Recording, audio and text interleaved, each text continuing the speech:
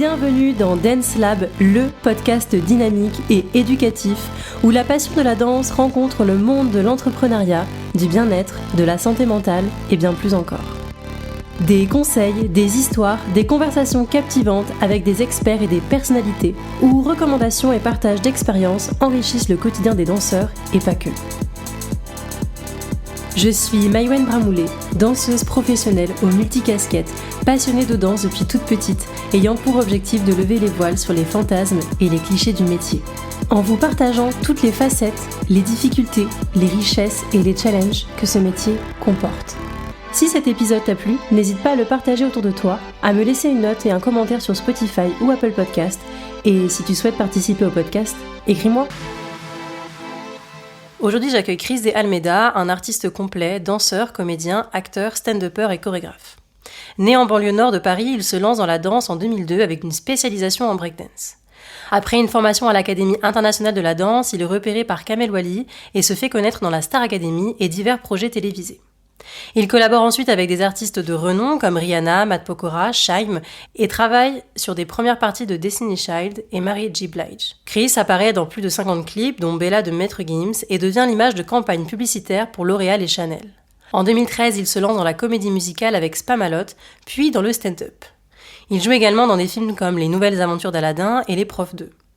Plus récemment, il a accompagné Soprano en tant que coach sur le Phoenix Tour et est maintenant chorégraphe pour les tournées de Freedom Tour de Soprano, Julius ad Finem de SCH et Apocalypse Tour 2025 de Gazo.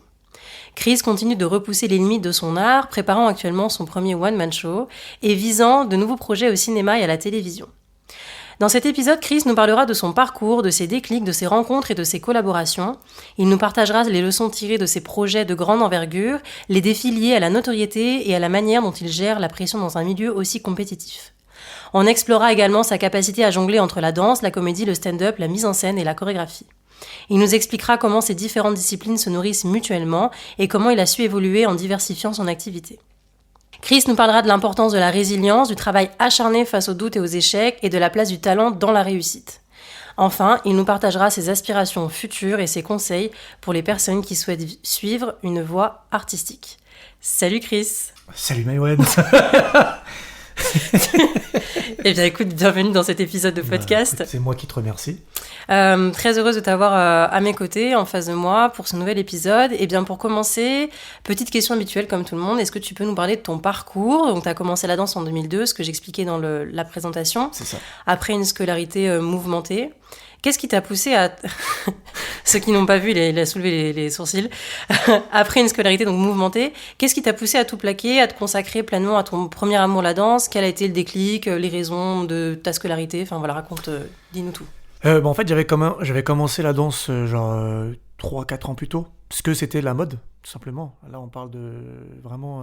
on commençait à avoir de plus en plus de danseurs, et surtout de breakdancers à la télévision, dans des clips et tout ça, et en fait, voir un mec tourner sur la tête, c'est extraordinaire. C'était ouf à l'époque, ouais. Et donc, c'était un peu... En plus, c'était un peu l'époque des booms. Et en fait, moi, j'étais tout petit. Genre, petit, j'étais très petit. Pléonasme. Mais genre, en gros... je me disais comment sortir du lot dans une fête. Et donc j'ai commencé à danser. Et après je me suis intéressé au break parce que mon grand frère était DJ. Attends, mais t'avais quel âge du coup quand t'as commencé ? À la danse j'ai commencé, j'avais peut-être 14 ans. Ah, t'as commencé 13-14 ans. Tard entre guillemets. Ouais. Et en fait mon grand frère était DJ. Donc ça allait un peu de pair, il m'emmenait dans les fêtes, ce qu'on appelait les parties, les jams et tout. Et en fait j'ai très vite été dans cette culture hip-hop depuis tout petit.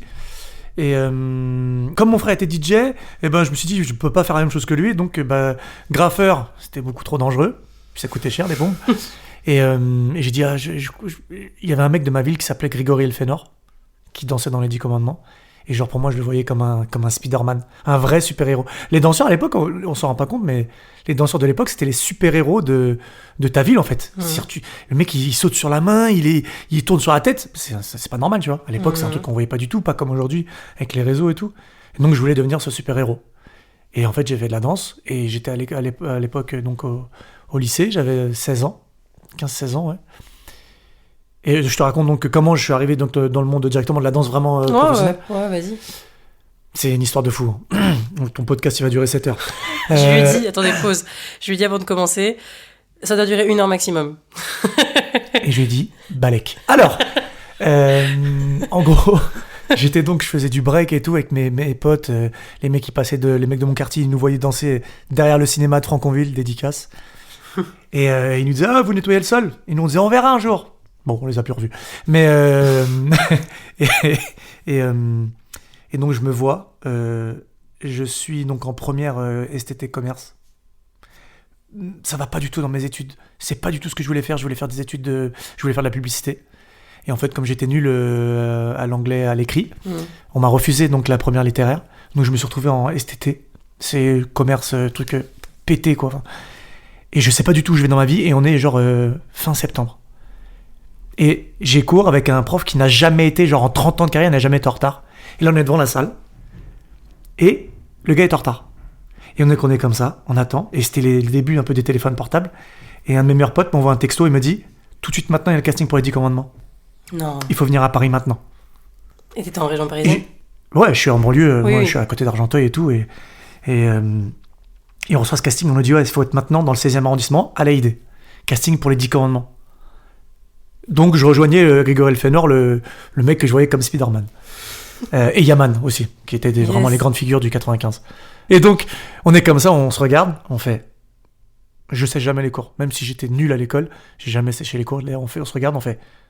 Allez, let's go. Et on s'est barré. Et ça a changé toute ma vie. Ah, j'ai des frissons. Ouais, je sais, ouais. Mais ça, c'est parce qu'il fait froid aussi. C'est pour ça que... Parce que je suis au rez-de-chaussée, c'est ouais, ce que tu vas dire. c'est parce qu'on est à la cave, là, donc forcément, il y a des frissons. Mais ouais, et ça a changé, ce texto a changé ma vie. Putain, c'est ouf. Ouais. Et donc, t'as été pris? Et donc, en fait, on a été... l'AID, donc l'école internationale de la danse. Enfin... L'Académie internationale de la danse. C'est ça, voilà, ouais. pardon. Et en gros, en fait, ils faisaient une espèce de... En fait, ils faisaient un casting, en fait, ils te prenaient. Après, tu restais 1 mois.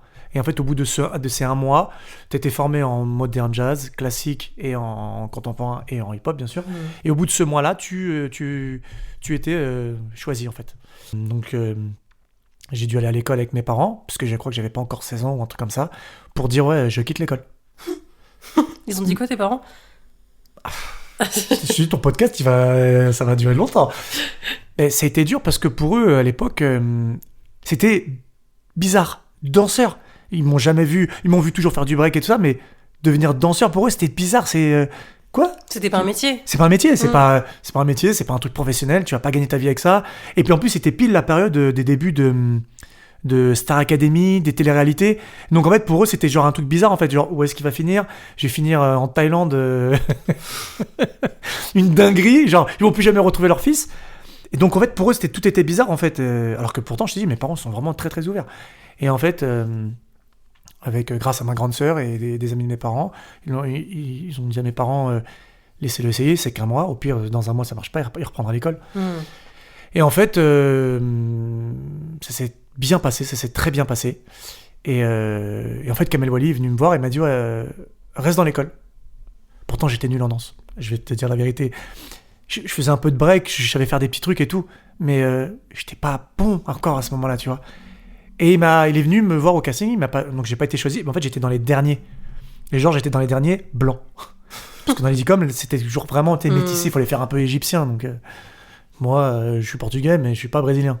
Et il est venu, en fait j'étais dans les derniers blancs, et il vient me voir, il me dit reste dans l'école. Il a vu quelque chose. Ouais, je sais pas ce qu'il a vu. La lumière. C'est vrai, la lumière peut-être. Et en fait... Et donc voilà quoi, après en fait j'ai quitté l'école, donc j'ai dû retourner à l'école avec ma mère pour dire que j'ai arrêté l'école. Et pour enfin tu sais parce que tu peux pas arrêter avant 16 ans et en fait c'est une espèce de CFA, en fait ils appelaient ça passerelle. On va dire qu'on est dans la zone grise de T'étais l'école. en mode alternant un peu. En fait c'est genre c'est un peu j'ai rien contre l'idée, au contraire ça m'a donné la chance de ma vie, mais il y avait un moment donné où il y avait les CFA danse, il y avait les danse chant comédie, et il y avait un truc qu'on appelait passerelle où en gros t'es dans l'école mais t'es pas vraiment dans l'école. T'es en fait une passerelle.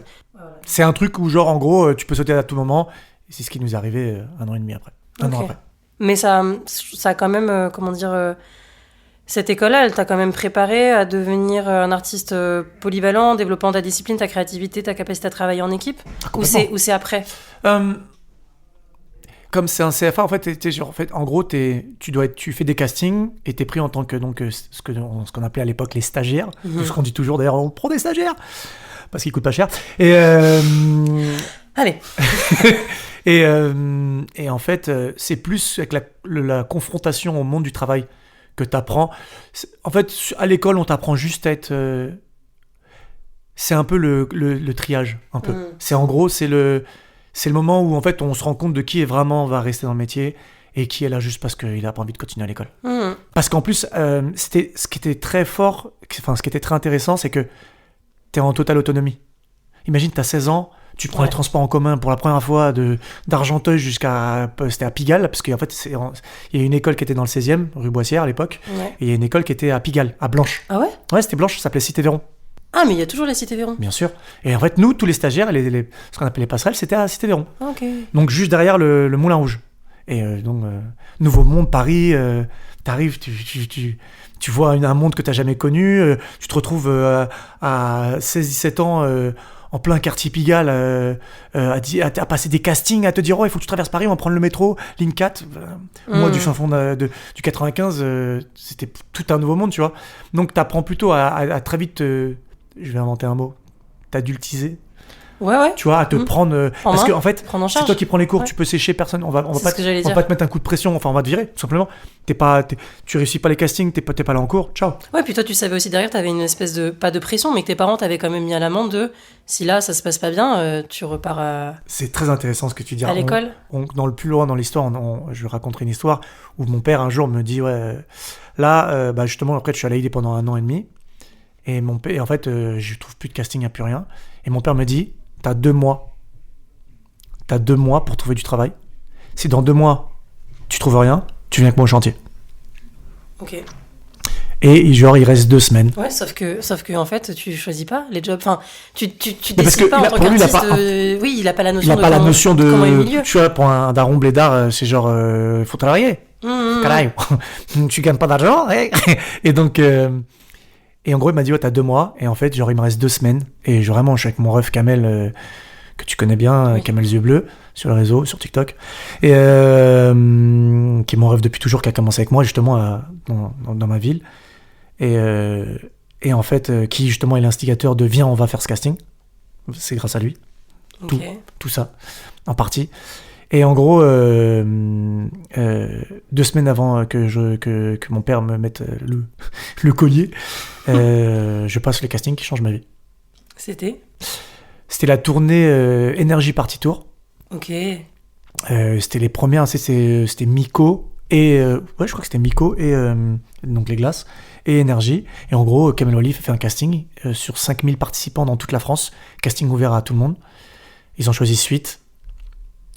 Comme dans tous les trucs, il y a toujours un peu une partie un peu... Genre, il y avait 4 pros. En gros, le deal, c'était il y a 4 pros et 4 personnes, vraiment n'importe qui. Oui, parce que c'est aussi un moyen... Enfin, j'explique pour les personnes qui écoutent et qui sont pas danseurs.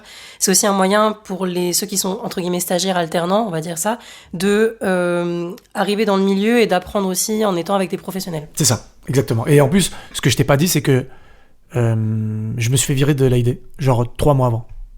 Mais je continue à y aller. En fait, un jour, donc Madame Chirpaz, Nicole Chirpaz, si tu nous écoutes, qui doit avoir à peu près là 124 ans, mais je t'aime, hein, tout va bien. Et en gros, on s'est fait dégager de la comédie musicale Belle Belle Belle ou Demoiselle de Rochefort. En fait, on était sur les 2 comédies musicales en même temps. Il y avait Belle Belle Belle et Demoiselle de Rochefort. Ouais. Et on s'est fait virer de... Je peux pas donner tous les détails parce que c'est pas fou. Peut-être un jour un autre podcast si on va un peu plus profondément. Mais genre, en gros, on s'est fait virer. Et Chirpaz arrive de nulle part en salle. Elle fait, vous deux, vous dégagez. Et moi, je sors. Donc, on sort de rue Boissière. J'ai les larmes aux yeux. Je dis, j'ai quitté l'école. Je me suis embrouillé avec mon père. Je me suis embrouillé avec toute ma famille. J'ai plus de travail. J'ai plus rien. Et là, mon ref Kamel me dit, ah ouais, à partir de maintenant, on est professionnel. On est professionnel. Ça y est. Et moi, je dis, mais qu'est-ce qu'il raconte? Il est complètement con.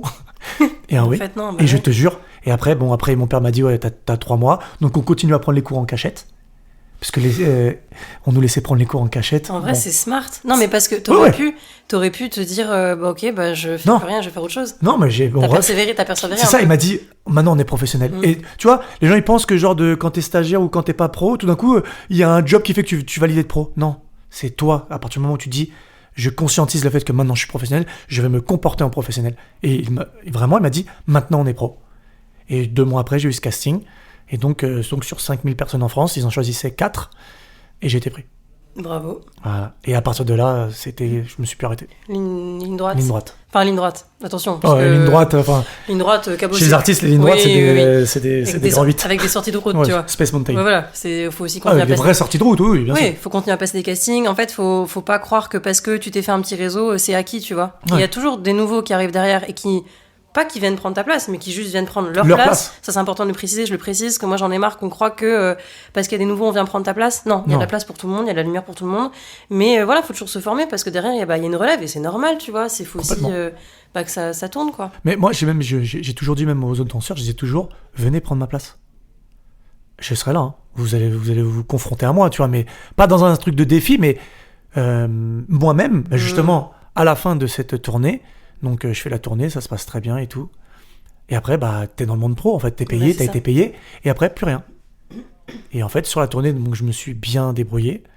Et tout d'un coup, je reçois un coup de téléphone, genre tard le soir. Et on me dit, Yaman s'est blessé, il faut que tu viennes le remplacer à la Star Academy. Donc je vais faire la mission numéro 1 en Europe, qui est la plus vue en Europe à cette époque-là. C'était le top du top Star Academy. T'as toutes les stars du monde qui viennent, t'as Destiny's Child, à l'époque, ouais, c'était n'importe, Britney Spears, Madonna, Céline Dion. Mais moi, j'ai grandi avec ça. C'était les 3 ans de ma carrière où j'ai vraiment, si je cherche un peu, j'ai des vidéos de moi qui est collé à Céline Dion. Céline. Donc c'est un truc de fou, tu vois. Et on m'appelle, on me dit, tu vas remplacer Yaman. Yaman qui est pour moi le boss de chez nous, qui est le grand, qui était sur les 10 commandements, qui a dansé, qui a chorégraphié pour Madonna. Enfin, genre, c'est un de mes grands. Et qui maman est chorégraphe sur la haine aussi, co-chorégraphe exactement, avec sa compagne. Et qui est un monstre, qui est respecté et tout ça, que moi je voyais comme avec des étoiles. Et on me dit, tu vas le remplacer. Pression pour moi. Et surtout, premier jour de répète, tous les autres danseurs que je ne connais pas me regardent comme ça. C'est toi qui as remplacé Yaman. Vas-y, prouve, fais tes preuves. Complètement. Mais c'est ça. Et surtout, j'ai pas du tout son niveau. Donc, c'est une espèce de pression gigantesque où tu te dis, ah ouais, là, faut que je serre les fesses. Et que si le mec il me dit, bon là, tu t'envoles, je le regarde, je fais, c'est parti. y a pas de, non. Ouais, en fait, le gars, il dit, il te dit, il t'a choisi, il t'a dit, tu fais un peu d'accro. Tu t'as dit oui à tout ce qu'il a dit. Tu fais du cheval ? Bien sûr, je fais du cheval. Je fais même le poirier sur le cheval. Mais complètement. Et en fait, tu te retrouves en salto, en truc. Tu te retrouves en slip à paillettes. Bon, ça va falloir qu'on parle un jour des costumes sur Star Academy. Mais bon, tu te retrouves en slip à paillettes, à danser derrière David Guetta, à sauter sur la main. Donc c'est et puis là, après, ça y est. C'est ouf. Ouais. Et donc c'est un peu toutes ces choses-là, ces opportunités qui ont influencé ta carrière. Et t'as aussi travaillé après par la suite avec d'autres artistes, Rihanna, Matt Pokora, Shaim, pour des clips, avec des rôles même, et les pubs aussi. Enfin voilà, je pense que quand t'ouvres une porte, après t'en pousses une deuxième, t'en pousses une troisième, et finalement il y a plein de choses qui s'ouvrent à toi. Quelles ont été les étapes clés qui t'ont permis de te faire une place justement dans ce milieu ? Quelles sont les leçons que tu tires de toutes ces expériences ? Déjà, il faudrait que je raconte que sur Star Academy, donc je dansais, et j'ai eu un conseil de Stéphane Jarny, donc chorégraphe émérite, qui était l'assistant à la base de Kamel Wally, et qui est devenu un très très grand chorégraphe aujourd'hui, directeur artistique, metteur en scène. C'est un peu une sommité dans la danse, Stéphane Jarny. Et en fait, il me regarde comme ça, et il s'assoit à côté de moi, on est en pleine répétition Star Academy, et tu vois comment c'est les répètes, tu fais un artiste, tu fais plus rien pendant 1h30, tu refais un artiste à fond, tu refais plus rien pendant 1h30. Et bien, il s'assoit à côté de moi, il me fait, tu sais, je pense qu'il avait déjà vu en moi que j'attendais plus, que j'allais pas m'arrêter qu'à la danse. Il m'a dit, ne te ferme jamais qu'à la danse. Et je l'avais mal pris, très mal pris au début. Genre, quoi ? Ça veut dire que je suis pas assez bon danseur ? Et il m'avait rien dit de plus, hein. Il m'avait juste dit, ne te ferme pas d'autres portes. C'est vaste. Le milieu artistique, c'est vaste, et ça se voit. Il y a des gens qui ont un peu je pense qu'il a vu en moi quelque chose que moi, je l'acceptais pas encore. que genre il faut que j'aille le plus loin possible en fait. Et il m'a dit cette phrase toute simple. Il s'est assis à côté de moi, il m'a dit ne t'arrête pas la danse, continue. Et il s'est levé, il est parti. Tu sais, on dirait les trucs de film en fait. Un genre, guide. frère, il arrivait de nulle part, c'est un PNJ de jeu vidéo, il arrive, il a fait écoute là, si tu vois un jour une feuille verte, fuis. Qu'est-ce qu'il veut lui? Pourquoi il me raconte ça? Et moi, je l'ai mal pris.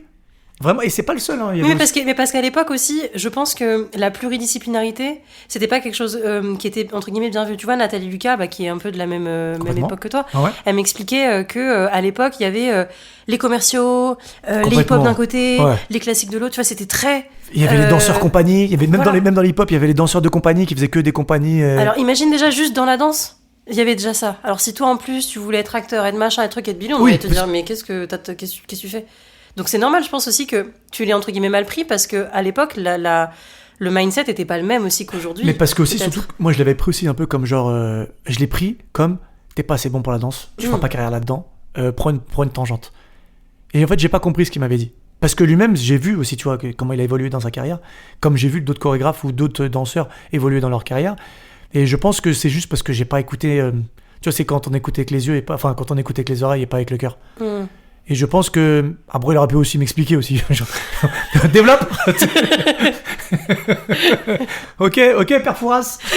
Mais il aurait pu développer. Mais je pense que tu vois, c'est aussi, tu vois, des fois il y a des phrases qu'on te dit plus jeune et tu les comprends bien plus tard. Et c'est pour ça qu'aujourd'hui je lui dis merci parce que. Et aussi il y avait un autre danseur qui s'appelle Franco Neri, pareil, qui m'avait dit la même chose. Un locker très connu et qui m'avait dit la même chose. Et je pense qu'il faut être prêt aussi. Et je pense qu'ils avaient complètement raison. Je pense que dans le milieu artistique, il y a des fois il y a des étapes à suivre. J'étais obligé d'aller au bout de la danse pour comprendre que je devais aller plus loin. C'est ce que j'allais dire. Voilà. Et il y a aussi une espèce de maturité quelque part. Complètement. Que tu t'as pas des fois à un certain âge, certaines périodes de ta vie, et c'est normal, tu vois. Ah ouais. Et on grandit, et je pense qu'il y a aussi... on parlait tout à l'heure de... Tu vois, moi je parle beaucoup de diamants bruts. Des fois, t'as pas conscience de ta valeur intérieure, ou t'as peur, et donc tu restes un peu caché. Et c'est toi, au fur et à mesure, où tu vas venir te tailler, ou les autres aussi, tu vois, qui vont t'aider à te tailler et pour te créer et aller encore plus haut, tu vois. Complètement. Pardon. Elle meurt. À pas finir. Qu'est-ce que... Tu vois, je reviens sur tous les artistes avec lesquels tu as travaillé. Qu'est-ce que tu as appris en travaillant avec des artistes de aussi haut niveau? Tu vois, comment est-ce qu'on gère la pression? Tu sais, des fois, il y a une espèce de... les artistes avec lesquels tu as travaillé, c'est peut-être des artistes que tu as vus quand toi, tu étais petit, tu vois. Comment gérer ce... Enfin, petit. Je m'entends, mais certains, ils ont à peu près le même âge que toi, donc c'est un peu la même génération. Mais comment... ne pas arriver sur un job en mode oh waouh, je vais danser pour lui et du coup je suis fan, et en fait tu vois d'apprendre à se détacher de ça aussi. Donc comment gérer un peu, tu vois, aussi cette pression et voilà, est-ce que tu as appris avec eux? Bah tu vois, en fait la chance que j'ai eue, c'est Star Academy. Ça veut dire que je suis passé je vais chercher du pain chez moi à tout d'un coup à me retrouver sur le plateau à côté de Ciara, à côté de de chanteurs et chanteuses extraordinaires, des big stars, enfin tu vois, tu te retrouves face à Aznavour, je dis pas que c'est au-dessus de tout ça, mais en fait je crois que Star Academy m'a très vite mis, comme j'étais jeune, je restais à ma place, je suis pas comme, j'étais pas encore le Chris drôle qui veut faire des blagues tout le temps et tout ça, là j'étais vraiment en mode j'apprends, je mange, je me nourris. Donc en fait j'étais tellement plus concentré sur mes chorégraphies que je devais faire et que je devais réussir, et puis il y a pas comme, tu vois, il y a pas comme aujourd'hui les réseaux, c'était à l'époque où on était vraiment concentré sur le job. Tu passais à la télé, mais ça faisait pas de toi une star en fait. Aujourd'hui, si à l'époque il y avait déjà eu les réseaux, ça aurait été une dinguerie, ça serait pas du tout le même travail, là tu étais concentré sur le travail et tu voulais juste réussir tes chorégraphies, et surtout tu voulais, parce que ce que les gens ne savent pas, c'est que sur Star Academy t'étais en casting chaque semaine. Ça, les gens ils n'ont pas connu ça. Ça veut dire que Kamel Wally, dédicace, tonton, il te prenait une semaine et tu n'étais au courant que le dimanche soir que tu reprenais le lundi matin. Ça veut dire que tu étais comme ça, tu faisais ton prime le vendredi soir, samedi rien, dimanche rien, et tout d'un coup, 22h, tu recevais un message à 22h, demain 10h du matin. Et voilà. Et donc chaque semaine, t'étais qu'une boule au ventre. Donc on pourrait dire, c'est pas cool pour les danseurs, mais en fait, ça permet que chaque semaine, je donnais ma vie. C'est pour ça que tout à l'heure, quand j'ai dit je vole, je devais voler. Je vais essayer alors, vas-y. Et même si c'était pas cool parce que tu vivais avec une pression pendant presque 18 semaines, c'était pas cool. Faut pas se mentir. Mais c'était tellement enrichissant. Ouais, Donc mais après, tu vois rien arriver sur le plateau. T'es en mode, ok, mais après c'est 5 et 6 ou pas? Non, mais surtout que ce genre de choses, ça t'arrive qu'une fois dans ta life, en Ouais. fait. Non, mais tu vois, ce que tu me racontes là, complètement. c'est peut-être 18 semaines de ta vie. Ouais, complètement. Donc, effectivement, la pression, oui, tu l'as, mais c'est comme pour tout, quand t'arrives sur un job, ça t'arrive des fois, ok, d'avoir une pression, mais c'est parce que c'est le moment, cette pression-là, je vais pas l'avoir toute ma vie. C'est ce qui fait, je pense que c'est aussi ce qui rend beau notre job et notre métier, c'est qu'on a toujours envie, du coup, de se surpasser, de faire ses preuves Complètement. pour gagner et garder sa place. Complètement. En fait, Sans à devoir écraser c'est les ça autres. que je me rends pas compte, c'est que nous on est tout le temps, en fait, le mot casting il est important parce qu'en fait Tous on les est tout le jours. temps en casting.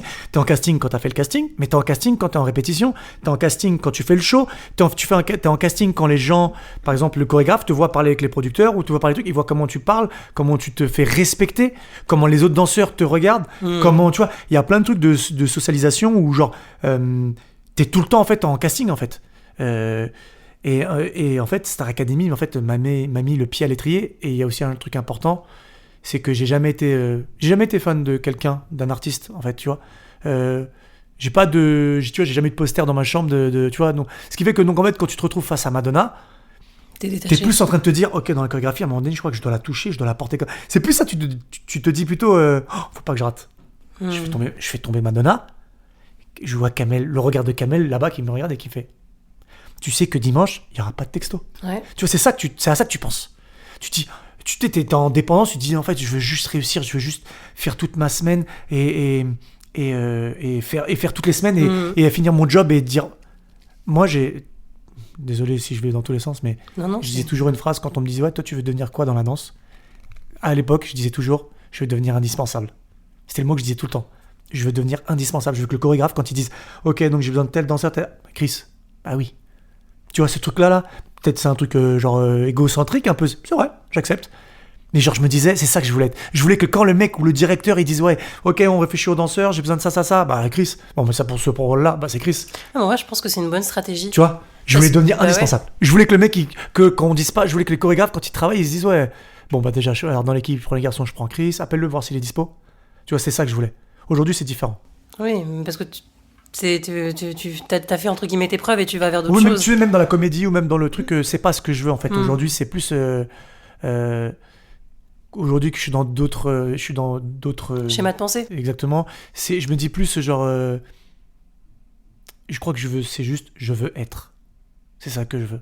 C'est pas, je cherche plus à montrer, à prouver à quelque chose. Même si ça marche pas, ça se trouve dans la comédie, bah en fait, je vais faire des petits trucs et puis ça va s'arrêter, ou réalisation, ou metteur en scène. Mais en fait, je veux juste vivre à travers mon médium, à travers. Je veux juste, si on voit un truc que j'ai fait, on se dise putain, c'est cool, putain, ça raconte quelque chose. C'est ça, tu vois, c'est ce que je disais aux gens autour de moi. Maintenant, tu vois, je dis plus, je veux être indispensable. Maintenant, je dis juste que je veux raconter des histoires.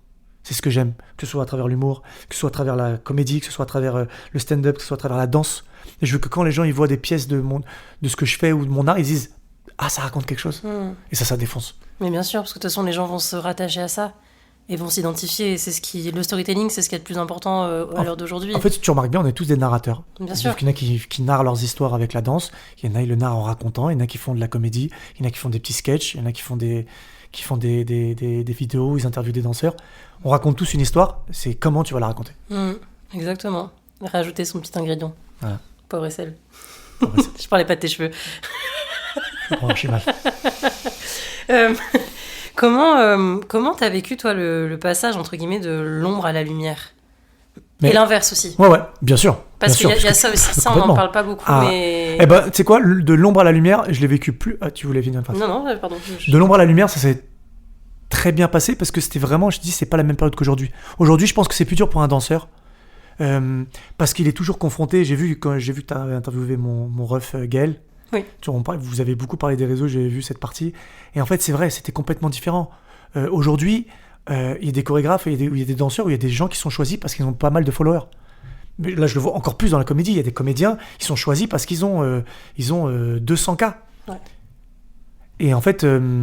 j'ai la chance que moi j'étais à une période où genre t'étais choisi pas parce que t'étais ton talent, pas forcément. Des fois, quand t'es danseur, faut pas oublier que c'est aussi de la télé, donc c'est aussi du commercial, donc il faut bien présenter, malheureusement, t'as une cicatrice comme ça va être compliqué, tu vois. Sauf, Faut pas se mentir. Sauf si derrière t'incarnes un truc Non. et que tu racontes une histoire. Oui, exactement, tu vois, exactement. Ouais. Mais genre, ça veut pas dire que si t'as une cicatrice, faut pas te lancer dans la danse, c'est pas ça. Mais genre, à l'époque, c'était un truc très formaté, la danse à la télévision. Tu vois, et faut être honnête, il y avait pas beaucoup de danseurs de couleur, il y avait pas de, et les danseurs étaient gays, mais ça se voyait pas beaucoup. On essayait quand même de tout cacher, tu sais. Tout le monde était un peu uniformisé. Lisse. Bien sûr, tout était lisse. Aujourd'hui, au contraire, comme on en a parlé tout à l'heure, aujourd'hui, au contraire, on cherche plus de danseurs avec de la personnalité, avec des, tu vois, et amen. Tant mieux, tu vois, aujourd'hui, on n'est plus des robots à faire des chorégraphies. Parfois, tu as besoin de faire des trucs très robotisés, mais genre, au contraire, aujourd'hui, on veut des personnalités, on veut des gens qui sortent de ce carcan, on est tous pareils, George Orwell, 1984, tu vois, ouais, peut-être que vous n'aurez pas la ref, c'est pas grave. Mais genre, justement, tu vois, de plus être tous pareils, et au contraire, de dire non, on est tous différents, on a tous quelque chose à raconter, écoute mon histoire. À travers ma danse. Complètement, parce que maintenant on a compris aussi qu'à travers les réseaux, à travers un écran, on avait besoin que les gens s'identifient aussi à nous. C'est comme ça maintenant que ça marche, parce que ah ouais, je vois quelqu'un à la télé qui est comme moi, ah bah du coup ça me donne envie d'y aller. Ah mais la personne à la télé elle est petite, ah mais moi aussi je suis petite. Ah, elle est grande, elle est plus grande que la norme, tu vois, que le 1,70, 1,80. Mais du coup ça donne encore plus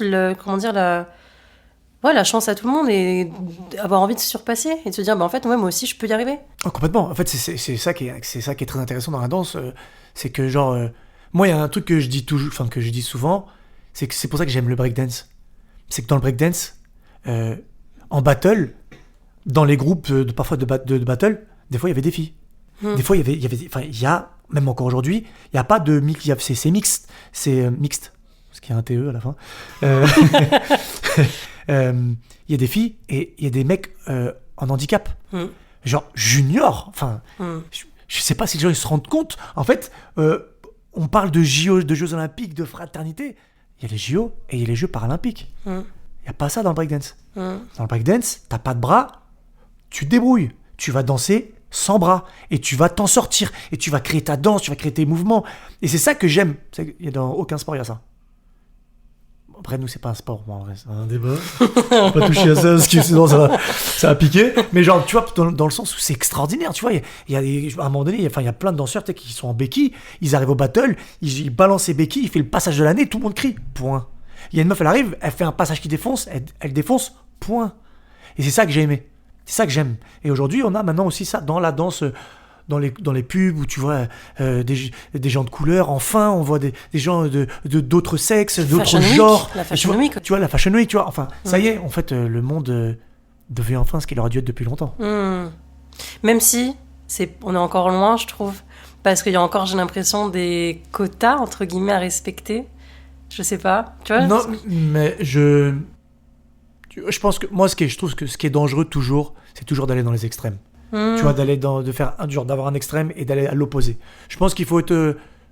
Je pense que c'est comme tout. Il faut être mesuré, il faut placer le curseur. Pas être mesuré parce que ça y est, en fait, les gens, ils ont le droit de vivre leur vie, tout ça, pas de problème.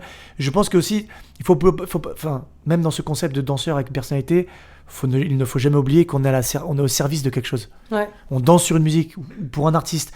De la compagnie, c'est pas pareil, ou vraiment d'autres choses. Mais genre, quand tu danses, vraiment, je parle pour la danse commerciale, qui a vraiment été vraiment là où ma carrière s'est fait le plus, tu vois. Tu danses quand même pour un artiste. Et aujourd'hui, justement, tu le vois de plus en plus, que les danseurs sont mis en avant.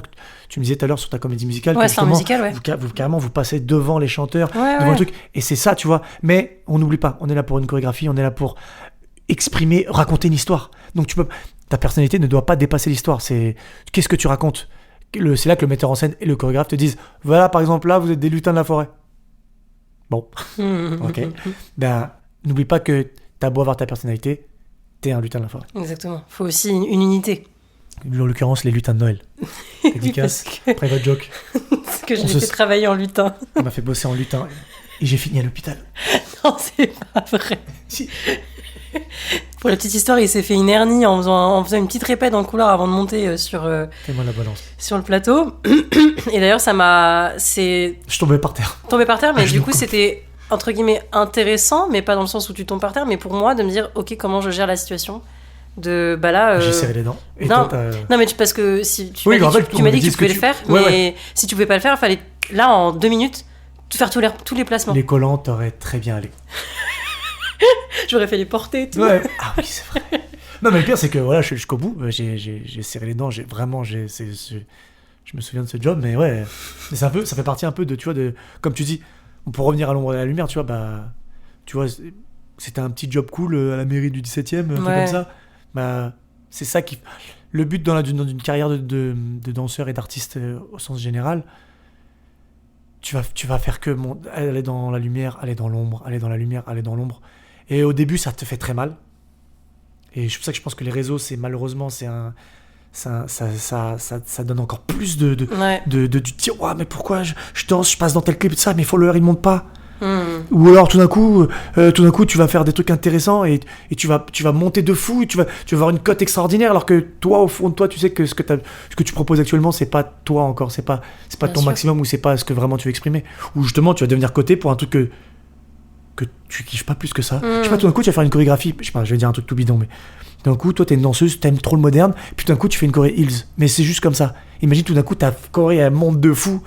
Mais toi, t'as jamais voulu faire du heels. En fait, t'as juste fait une vidéo comme ça. Et ta vidéo, elle prend. Et en fait, tu deviens cet artiste malgré toi, en fait. Et ça, c'est la gestion de carrière, en fait.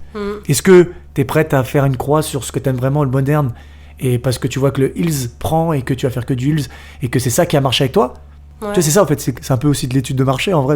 On est des produits aussi, malheureusement. Donc, tu vois, c'est ça le truc. Et la gestion de l'ombre à la lumière et de la lumière à l'ombre, ben, faut s'y habituer vite. Vraiment, quand tu sors d'un casting et que t'es pas choisi, des fois, j'ai l'impression que je me disais, non, mais le chorégraphie, il a un truc contre moi. Enfin, et je pense qu'il y a beaucoup de danseurs qui le vivent comme ça aussi. Genre, non, mais justement, ils se cachent derrière ça. Tu vois, ils se disent, non, mais si j'ai pas été choisi, c'est parce que, en fait, il y avait quota ou il y avait une histoire. Des fois, juste, c'est parce que tu correspondais pas. Complètement. Point. Et puis, là, tu vois, récemment, j'ai passé un casting et j'ai senti qu'à la fin du casting, tu sais, t'as toujours tes potes ou tes collègues ou les gens à qui t'as passé le casting, ils sont en mode, ils se sentent mal à l'aise que eux aient été pris et que toi, t'as pas été pris. C'est la vie. Et moi, j'aurais dit, les gars, moi, je suis heureuse pour vous. Et en fait, il faut apprendre aussi à être heureux pour les autres parce que, ok, c'était de ça, c'est pas grave, moi, la vie, je suis sûre, elle aura autre chose de mieux à me proposer. Complètement. Et c'est vraiment le mindset qu'il faut avoir, c'est soyez heureux pour les autres parce qu'en fait, il y a de la lumière pour tout le monde. Et je pense que le jour où toi, il y aura de la lumière pour toi, bah t'aimerais bien aussi que les gens ils soient contents pour toi et pas qu'ils soient en mode ouais, mais moi j'ai pas été pris. Mais c'est pas grave, en fait, il y a de la place pour tout le monde. Et s'il y a pas de place, et si tu sens qu'il y a pas de place pour toi, va te créer ta place. Exactement. Et va là où il y a personne et crée-toi quelque chose, tu vois. Après, j'ai vu la vidéo du casting que tu parles et je crois que le choix de ton legging c'était pas le double tour pirouette roulade. Il me raconte n'importe quoi. J'ai vu la vidéo. N'oubliez pas que c'est un stand-upper, donc il improvise. Je fais pas du stand-upper, je fais un peu de scène, faut pas.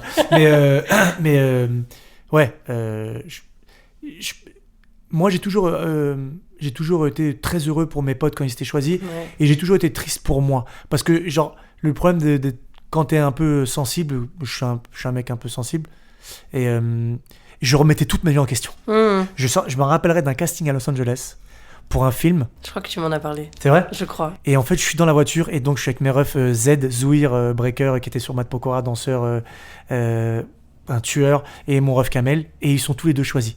Et dans tous les castings qu'on faisait à chaque fois à 3 à Los Angeles, on était toujours pris à 3.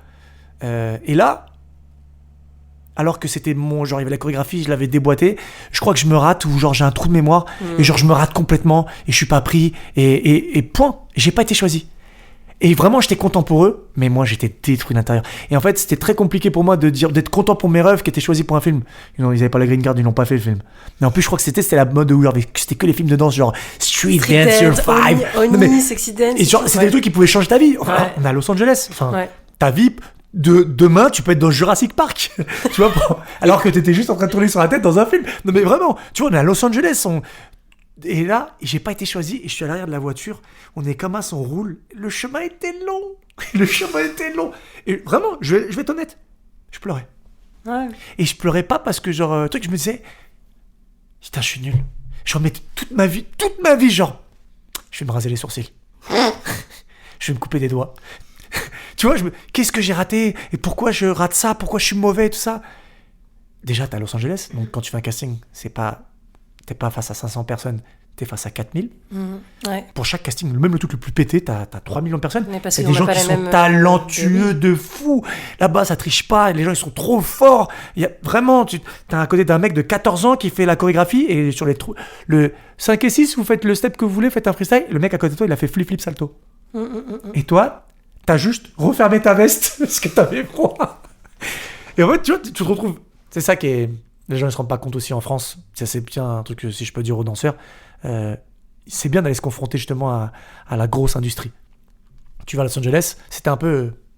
Je sais quand je divague un peu, je trouve que c'est un peu important pour savoir. Il faut savoir qu'à l'époque, les danseurs, ils allaient tous à Los Angeles parce qu'en gros, je te jure, c'est vrai. Tu partais 2 mois à Los Angeles, tous les danseurs parisiens, ils le faisaient. Tu faisais 2 mois à Los Angeles, tu revenais, t'étais invincible. T'étais un super-héros. Déjà, les gens savaient que t'étais allé à Los Angeles. Ouais. Mais en fait, c'est comme si tout d'un coup, tu t'enfermais dans la capsule. Pour ceux qui ont connu Dragon Ball, il y avait la salle du temps, où en gros, un jour dans la salle du temps, ça équivalait à 1 an dans la vie. Et ben là, c'est la même chose. Tu faisais 2 mois à Los Angeles, tu revenais. C'est comme si tu avais pris tous les cours de danse de Paris, de hip-hop, de street hip-hop et tout ça. Tu revenais, t'étais une machine. Tu prenais les meilleurs profs du monde, les chorégraphes de Justin Timberlake, tout ça. Tu revenais à Los Angeles, t'étais une machine. Ouais, t'avais fait le travail de 2 ans en 2 mois, quoi. Voilà. C'est un peu ça. Et tu revenais, tu faisais les castings, t'étais comme ça. Tu regardais les chorégraphies, tu faisais... Ok. Pas parce que le niveau est moins fort en France, mais parce que t'avais bouffé le top du top du top. Tu revenais, t'étais en mode, je suis une machine, j'ai tout tué. Premier casting, t'es pas pris. J'ai plus d'argent et j'ai pas été pris sur un casting à Paris. Ma vie est nulle. Je vais finir poissonnier à Brest. Fais gaffe, je vais en Bretagne. Vive les Bretons. Ouais. Mais genre, tu vois, tu te dis, ouais, qu'est-ce qui m'arrive? Et enfin, ce casting à Los Angeles pour le film, j'étais content pour mes rêves. Je me disais, leur vie va... En fait, je crois que c'était plus le truc de se dire, pas d'avoir la jalousie, mais de se dire, ils vont vivre un truc de fou sans moi. Ouais, et je vais rentrer tout seul à Paris, et dans l'avion, ça va être les 14 heures les plus longues de ma vie. 14 ressentis, 14 jours. Ouais, à l'inverse. Mais moi, il a duré 2 ans. Et tu rentres à Paris, bah, ils sont où tes potes? Ouais. Ils ont été pris sur un film. Et toi? Moi, tu connais, Kota. Non, en fait, fallait que je revienne. Non, il fallait que je revienne Green Card. Tu connais, all that shit. You know. You know. Et puis, de toute façon, je suis pas très fan du réel de ce qu'il fait. J'ai regardé. Bon, ça devient, elle est pas folle. T'imagines l'artiste qui arrive pas à se remettre en question. Mais tu sais, c'est ça le problème que nous, les artistes, nous avons. La vie nous donne trop facilement des bonnes excuses. Bien sûr. Et... Des fois, on se dit, non, mais c'est ça. Parce qu'on veut juste pas affronter le fait que j'ai juste. Soit je ne correspondais pas, ou juste échoué. Ouais. Des fois, c'est pas toi, ou juste ta danse n'était pas bonne, ou c'était pas ton bonjour. Et en fait, c'est ça, par contre, c'est ça que j'ai appris avec justement la professionnalisation.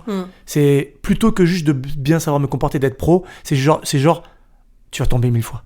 Et bien je le dis là pour ceux qui écoutent et qui sont encore en train de devenir pro, qui sont presque pro, ou qui sont même un peu pro mais débutants, vous allez tomber. Ah, vous allez tomber, vous allez vous faire mal, on va mal vous parler, on va pas vous respecter, on va vous dire attends, je te fais de la visibilité, je te paye pas mais je te fais de la visibilité. Vous allez vous faire des carottes, vous allez vous faire avoir, vous allez avoir de la jalousie. Il y a des gens à qui vous n'avez jamais parlé, il y a des gens que vous n'avez jamais vus, que vous leur avez jamais adressé la parole, ils vous aiment pas. Mais frérot, viens me faire un câlin, ou viens me parler, ou viens faire... Si tu veux discuter, discutons, genre... Mais c'est fou cette chose-là, tu vois. Donc, faut s'y habituer. Ouais. Habituez-vous à tomber, habituez-vous à vous râper la peau, habituez-vous à être rejeté, et que c'est pas contre vous, en fait. C'est juste parce que ton chemin, il t'attend. Il faut juste que tu le trouves. Yes, juste je reviendrai sur le fait de mal parler. Évidemment, vous allez rencontrer des gens peut-être comme ça dans le milieu, mais ça veut pas dire qu'il faut laisser passer ça. Il faut aussi complètement rester, avoir un minimum d'estime. Et savoir rester aussi correct et dire les choses, tu vois, quand ça va pas, et de pas trop se laisser marcher dessus aussi. Tu vois, c'est là qu'on voit le pont de génération entre toi et moi. Ouais. C'est que moi, je suis l'ancienne génération. J'ai été élevé par des parents durs à la portugaise, où vraiment, genre, le travail paie et ferme ta bouche. J'ai été élevé par des parents qui eux-mêmes ont vécu, tu sais, mon père était maçon. C'est pas qu'on leur crachait dessus, mais genre, c'est le niveau le plus bas sur un chantier, tu vois. Et en fait, on m'a toujours appris à genre c'est la génération d'après moi qui ont plutôt commencé à dire « Eh oh !»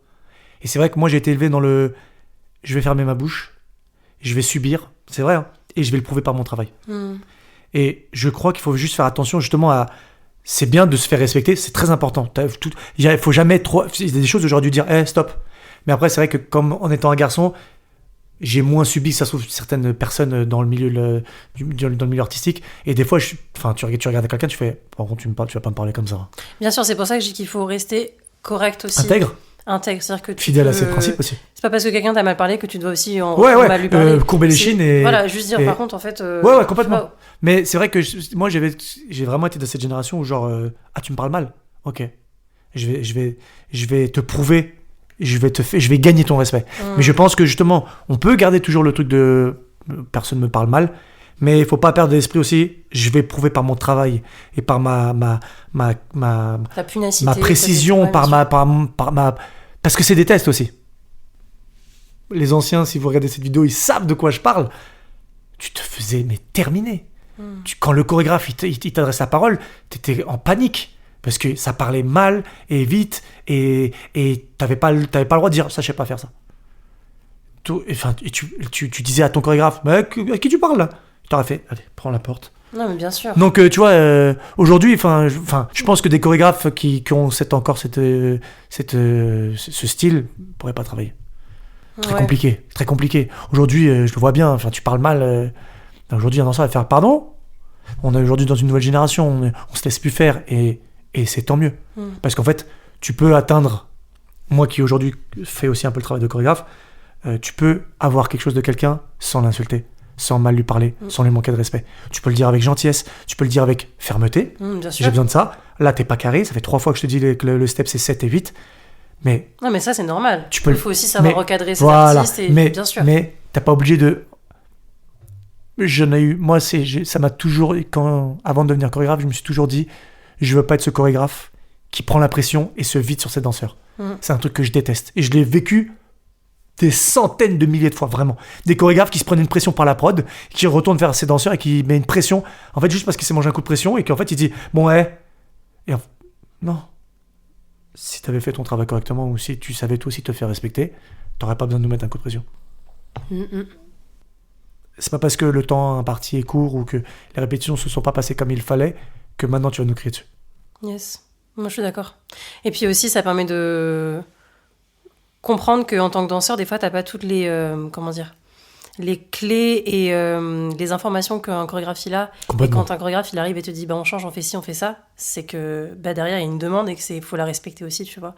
Mais encore une fois, il y a des manières de faire et de dire. Voilà. Moi, Après, attention à avoir des coups de stress et des fois être un peu comme ça parce que il y a un petit coup de stress qui monte. Des fois, tu t'en rends pas compte, tu vois. Voilà, c'est pas, je dirais pas que c'est pas grave, c'est pas méchant, tu vois, ça peut arriver. Mais il faut aussi après savoir mettre de l'eau dans son vin et dire désolé les gars, je crois que j'ai été un petit peu comme ça. Mais voilà. Mais tu vois, par exemple, on a travaillé ensemble. Oui. J'étais j'ai chorégraphié Déter. On peut le dire ou... Oui, on peut le dire. Et t'étais mon assistante. Ma petite. Attends. Mais t'as été mon assistante et à un moment donné, je te sentais stressé. Ouais. Et je t'ai dit quoi ? Je t'ai dit attention, si tu stresses, les gens te voient stresser et ça les stresse eux-mêmes. Ouais. Pas parce que je sais très bien que tu n'allais pas mal parler à quelqu'un, je sais très bien, c'était pas ça du tout. C'est qu'en fait, tu communiques ton stress. Quand tu commences à être truc, et en fait, ça reflète de toi une image de quelqu'un qui gère pas du tout. Ouais, complètement. Alors que toi, je sais que toi, dans ta tête, tu sais gérer les informations à 1000 km/h. Mais comment elles sortent de ta bouche, c'est ça qui est important. Comment tu dois montrer à tes danseurs, genre non, tout va bien. Alors que des fois, tu vois, par exemple, là, sur le show de Sopra et tout ça, ou genre sur SCH ou sur Gazo, t'as la prod qui te dit une information, te dit une dinguerie, genre non, en fait, il faut changer ça. Tu vois, par exemple, sur SCH, 3 heures avant la première, et on a commencé par Bercy. Oui, je suis venue voir le show. Voilà. Ma danseuse, en fait, on nous dit, en fait, on vient d'avoir le lit, et en fait, elle avait une chanson sur Inès, je te fais un petit coucou. La danseuse, en fait, elle fait un passage sur Champs-Élysées. Et elle est toute seule 3 minutes avec SCH. On est à 2 heures du show, il nous change le lit, il change tout. Je dois tout refaire. Si j'étais arrivé devant elle, j'aurais fait, ok, alors, attends. Tu vas monter sur le lit, tu vas tout... Attends, parce que j'arrive, je vais revoir un truc. Ouais, bien sûr. Eh ben elle va faire... Ah ouais, d'accord, il est pas du tout. Et alors que quand j'arrive et que je fais, ok, très simple, assieds-toi sur le lit, fais comme si tu fumais une clope, et des trucs... Alors que moi, dans ma tête, c'est... Je suis en train de courir. Dans ma tête, c'est le 100 mètres Usain Bolt. Ça va dans tous les sens. Et c'est même c'est un 400 mètres haies, ça n'existe pas. C'est une dinguerie. Je suis en mode, ok. Parce que les gens ne se rendent pas compte que quand t'es chorégraphe, t'as autant l'impression que quand t'es danseur. Ouais. Parce que ta danseuse, elle était comme ça, et c'est pas elle qui va faire les steps. Hein. Elle te regarde et elle est en mode, ok. C'est à toi de la modeler. Tu vois, c'est comme une glaise. Tu vois, tu dois faire et tu lui dis, ok, va à droite, va à gauche. Et surtout, ce que tu dois faire, ça doit pas être ridicule. Parce que dans 3 heures, elle va le faire. Ouais, et après, je trouve aussi que c'est là où le danseur est intelligent, c'est de comprendre et de capter aussi ce que le chorégraphe te demande, et des fois de proposer des steps. Complètement. Et dire, ok, bah là, vas-y, je vais lancer ce bras-là. Ouais, trop bien, vas-y, garde ça. Parce que moi, je fais c'est un travail d'équipe. Mais c'est très important, excuse-moi, mais c'est vrai que c'est très important, et moi, c'est ce que j'aime bien faire avec mes danseurs, il y a une limite, par contre, genre, dans la proposition. Parce que c'est quand même le chorégraphe, c'est à lui. Il y a des danseurs, il y a des chorégraphes qui aiment bien, ouais, faites-moi 2-8. Moi, je l'ai vécu, faites-moi le refrain. Non, ouais, ça, je suis d'accord. Non, c'est toi qui as eu le chèque. C'est toi qui mets ton nom sur la fiche. C'est après, ça, ouais. Et donc je vais pas tirer le truc, mais bon, t'apprends. C'est un peu le circuit. Et genre, c'est à toi tu vois, c'est trop bien d'avoir une danseuse, tu lui montres un step, elle fait comme, tu vois, elle le fait d'une certaine manière, tu fais, ah ouais, elle fait comme ça, et tu vois, c'est un travail de pas de communion, calmons-nous, mais genre, oui. c'est important que, genre, tu vois, avec Inès, c'était trop bien. Je lui dis, fais ça. Elle me dit, je peux lever la jambe là, comme ça. Ah bah, parfait. Et comme ça, roule. Bien sûr. Et puis, elle était dans un rôle quand même assez sensuel à ce moment-là, et talon. Toi, t'avais les clés, effectivement, et les mots techniques pour lui dire où aller. Et elle avait sa danse et son style et l'énergie qu'elle allait véhiculer. Et puis surtout, c'est un truc très. Enfin, voilà. Et puis le pire, c'est que, genre, elle se retrouve face à moi. Moi, je suis chorégraphe un peu. Je suis plus hip-hop, genre, tu vois, je suis plus dans le sol. Et tout d'un coup, je dois faire une chorégraphie très chatte. C'est-à-dire que même elle me regarde, elle est en mode, est-ce qu'il est capable de faire une chorégraphie chatte? Et moi, je suis face à elle et je fais, est-ce que je suis capable de faire une chorégraphie chatte? Et en fait, complètement. Ouais. Complètement, en fait, ça s'est très bien passé. Je dis pas que j'ai fait la meilleure choré de l'année. Calmons-nous. Mais genre, oui. Et puis en fait, à la fin, vous regardez tous les deux et tu vois que ta danseuse, c'est ce moment quand t'es chorégraphe et que tu vois que ce que t'as fait plaît aux danseurs. Parce que des fois, tu fais des chorégraphies, ça plaît pas trop aux danseurs, il faut qu'ils le fassent, il doit faire la chorégraphie, point. Ouais. Mais le moment où tu vois et que tu vois que tes danseurs ils sont en mode ouais, et que tu vois que la fille elle est en face de toi, elle ah ouais, j'adore ce moment de ça. Ouais. C'est la meilleure récompense. Ouais. Complètement. Mais oui, pour revenir sur le stress, comme tu dis, des fois il se passe 10 000 trucs dans ta tête. Je me souviens très bien de ce moment-là où tu m'as dit ça. C'est vrai que ça m'a calmé et ça m'a donné une assurance, alors qu'au fond de moi, j'étais en PLS. Bien sûr, mais tu dois montrer toujours la face, parce que t'es le meneur d'hommes, t'es le capitaine du bateau. Si tout d'un coup, le mec, il y a une tempête, le capitaine, il se tourne vers ses marins, il fait... Non, mais pas vers ses marins, vers ceux qui font la plonge. Oui, voilà, tu vois. Non, mais vraiment, et que genre... en fait, quand tu vas leur donner des ordres, ils vont pas vraiment t'écouter, parce qu'ils vont se dire... Il sait pas ce qu'il fait. Donc il dit des choses parce qu'il faut dire des choses. Alors que quand le gars il se tourne, il fait vous inquiétez pas, tout va bien. Et quand il se retourne, il fait on va tous crever sur les appâts. Tu vois, mais c'est ça le truc. Oui, on va crever, mais on va crever ensemble. Et vous avez pas crevé, genre on va s'en sortir, vous allez voir. Ouais. Après tu vois sur des TR, tu t'es très très bien, parce qu'il faut quand même dire, elle s'est très très très très bien débrouillée. Merci Chris. T'as assuré de fou et c'était extraordinaire. Mais on n'est pas là pour toi. C'est ce que j'allais dire avant l'épisode. Je lui ai dit on n'est pas là pour parler de moi, on est là pour parler de toi. Je reviens à mes questions. Il y en a encore 10 000 et on est déjà quasiment à 1 heure. Qu'est-ce que je voulais aborder? Je peux répondre que par des oui et non. Oui, oui, non, oui. Non mais si, voilà, c'est de ma faute. Je dis. L'épisode était ultra intéressant à la fin. On a fini en ni oui ni non. C'est ça.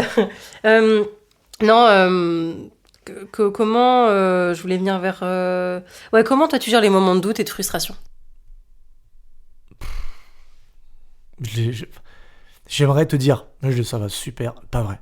Je suis un mec, je me mets vite en boule et en fait je crois que j'ai 2 étapes. Je le vis très mal. En fait non, je fais semblant que je le vis bien.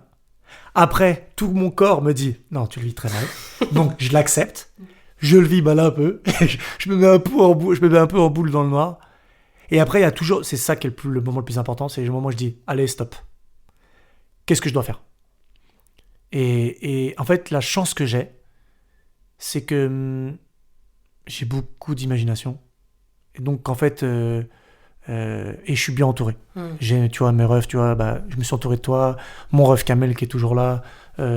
Et même des anciens danseurs kiffent, tu vois, le chorégraphe qui fait Kamé, tu vois, c'est là que il faut se tourner justement vers tes basics, tu vois, de dire ok, Tu vois, il y a pas longtemps, j'ai vécu un truc qui était pas cool au niveau du travail et je l'ai pas très bien pris. Et en fait, j'ai demandé à tous les gens autour de moi, j'ai dit laissez-moi une semaine.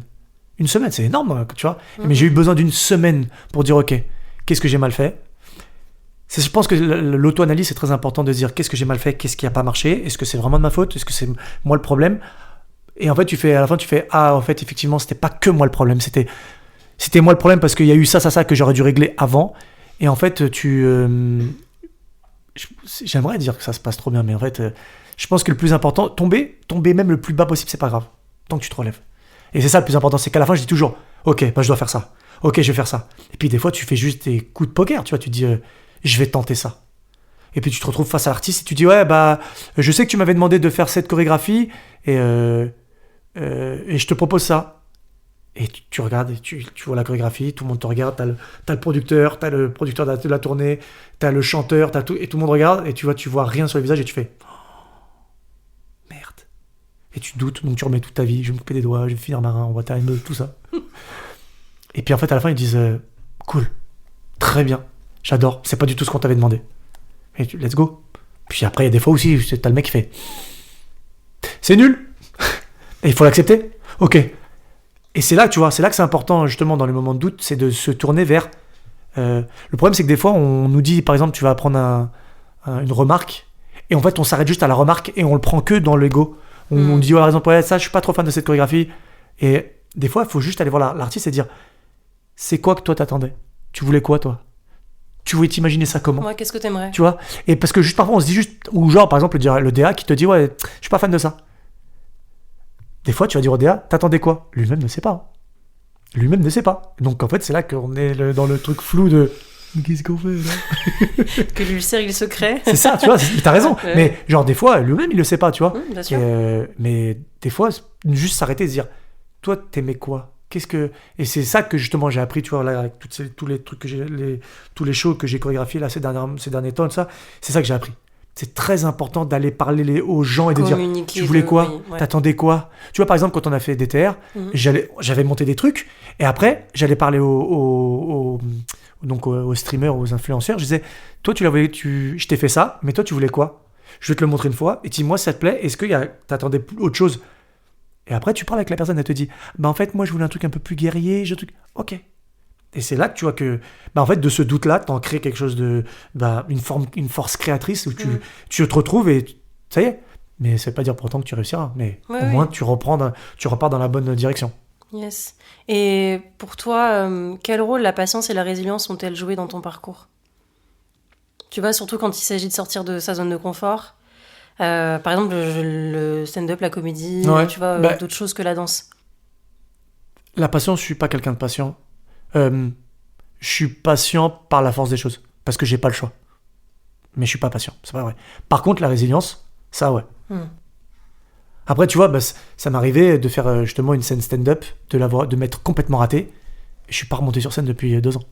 Enfin je suis pas, après j'ai impossible de remonter sur scène, trop dur, trop parce que le stand-up c'est pas comme la danse ou enfin si justement non, c'est comme la danse, c'est genre en gros, mais il y a un truc avec la danse, c'est que t'es pas tout seul, t'as la musique avec toi. Donc, et puis les gens ils dansent pas, donc en fait tu pourrais faire n'importe quoi, si c'est un peu rythmique et c'est un peu impressionnant, 99% des gens ils vont faire waouh. Tu mets la jambe là, tu fais un grand écart, alors, une accro et c'est ça. Alors que le stand-up, tout le monde pense qu'il pourrait faire du stand-up. Tout le monde dit mais non mais moi aussi j'ai Michel à la compta, il est super drôle, il pourrait faire du stand-up.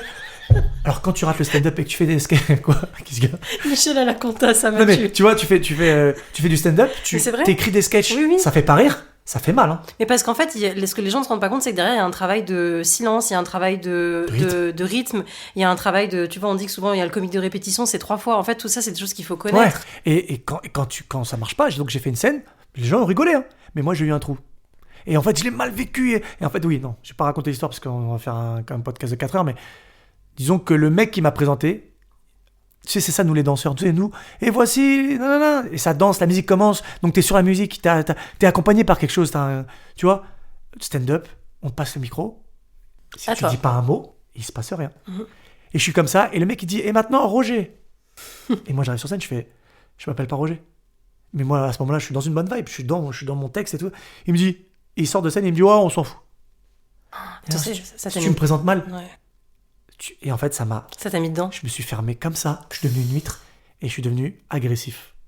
Et ça, que ce soit dans la danse, dans le Agressif, comédie. entre guillemets. Hein. Agressif dans... Oui, pardon. non, quand je oui, dis- pas- Non, agressif, ça veut dire que je lançais mes blagues de manière un peu, tu sais... En fait, j'étais en colère. Bah, t'étais plus connecté à ton cœur J'étais en parce que colère. t'avais coupé un... J'étais en colère. Ouais. En fait, j'étais en colère contre lui. En fait, je voulais juste poser le micro et elle le taper. Bah, je l'aurais pas fait.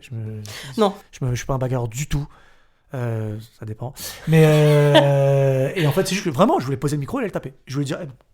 Tu m'as manqué de respect. En fait, tu peux pas présenter un artiste comme ça. Tu sais pas comment. Enfin, pourtant, en plus, tu fais lui aussi il faisait du stand-up. Tu sais comment c'est dur. Tu sais tout ce qu'on doit subir. Mais même pour la danse, tu vois, faut respecter. Entre nous, si on se respecte pas, déjà que les gens ne nous respectent pas beaucoup. Si en plus entre artistes on se respecte pas, et en fait, genre ça m'a fermé. Je suis devenu noir et les gens ils me regardaient comme ça. Ils ont rigolé et tout, mais et en fait j'ai eu un trou de et j'étais trop en colère en fait. Et je voulais juste que ça s'arrête le plus vite possible. Et 2 ans, j'ai dit c'est fini. Bon, ça, après j'ai repris un peu. Oui, ça va, mais... parce qu'il faut... ça crée un espèce de trauma aussi. Mais ouais, mais genre c'est pour ça que C'est dur d'être sur scène. Hein. être artiste, Mm.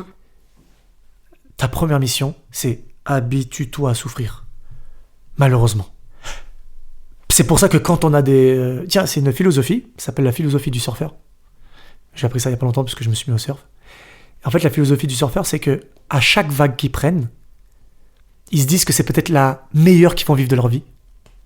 Que ça se trouve qu'après, ils auront soit des problèmes, soit ils auront que des petites vagues. Donc en fait, ils se disent que chaque vague qu'ils vivent, pendant la vague, ils kiffent à 1000%. Parce qu'ils se disent, ça se trouve, je referai jamais mieux. Et en fait, c'est ça, être artiste, il faudrait avoir cette philosophie du surfeur, de se dire, ça se trouve, cette télé que je suis en train de faire là, je suis en train de kiffer la chorégraphie, je suis en train de donner ma vie, je vivrai pas mieux. Donc, il faut la vivre à fond. Donc, il faut s'habituer à souffrir, mais il faut aussi accepter de kiffer. Des fois, il faut être fier de soi. Des fois, il faut avoir l'ego au maximum. Il faut se dire, ouais, ok, ouais, là, j'ai kiffé, ouais. Oui, j'ai adoré. Oui, je me suis senti le meilleur du monde. Acceptez-le. Après, redescends. Parce que t'as vu, à la fin de la vague, il faut repartir. Bien sûr. Puis ça, faut te le dire dans ta tête. Tu vois, ce genre de choses. Oui, Je suis oui. le meilleur, machin, tout ça, tu te le dis Non, dans ta tête. bien sûr, c'est se dire, pas le meilleur, mais de se dire, là, je crois que j'ai touché les étoiles. L'être le meilleur, en fait, c'est le problème, c'est que dans la phrase, je suis le meilleur, ça veut dire qu'il y a une comparaison avec les autres. Oui, non, bien sûr. Vis pour toi. Oui, oui. J'ai fait ma meilleure vague, je vais remonter sur ma planche, et je vais remonter là-haut. Et je vais recommencer, parce que j'en veux d'autres. Moi, c'est ce que je me dis très souvent quand je... Tu sais, quand le rideau, il est fermé et que tu te prépares derrière le rideau, je me dis, quelle chance. Ben ouais. Quelle chance j'ai d'être là. Même si c'est peut-être la 50e fois que je joue le même spectacle, je me dis, mais quelle chance. Ouais, mais bien sûr, mais c'est souvent quand tu fais sur un concert, c'est quand t'es derrière, t'as fait une première chorégraphie, tu sors et tu vas revenir pour la deuxième chorégraphie du show et t'as fait ta première et tu te dis, c'est fou ce que je suis en train de vivre. C'est fou. Là, il y a 100 000 personnes, bien sûr, qui sont pas là pour moi, ils sont là pour le chanteur, pour le truc. Et tu te dis, c'est fou ce que je vis. Là, je vais donner du bonheur physique à des gens. Et des enfants, ils sont comme ça, ils te voient. Tu reçois après des messages sur les réseaux, genre, Ouais, j'adore. de ouf. C'est fou, tu t'apportes du bonheur aux gens. Ouais. Mais pareil, dans le stand-up, en fait, c'est juste que, comme je t'ai dit, on est des narrateurs et l'histoire que tu racontes plaît aux gens. Ouais, complètement. Mais ça, C'est c'est trop vrai. bien. Hein. Et de voir que les gens arrivent à se Connecté à toi. connecter à toi et à juste à oublier leur tracas du quotidien. Complètement. En vrai, je trouve que c'est un métier ouf qu'on fait. Complètement. Je reviens sur le talent un peu. Tu sais, il y a beaucoup de personnes qui parlent de talent comme un facteur, tu vois, décisif. Mais je pense que c'est aussi beaucoup le travail. Ouais. Quelle place le travail a-t-il occupé pour toi dans ta réussite et comment, tu vois, le talent et le travail se sont équilibrés dans ton parcours? C'est quoi la phrase? C'est le talent sans travail, c'est rien, c'est ça? Ouais, enfin, tu sais, souvent on dit oh, t'as de la chance, toi.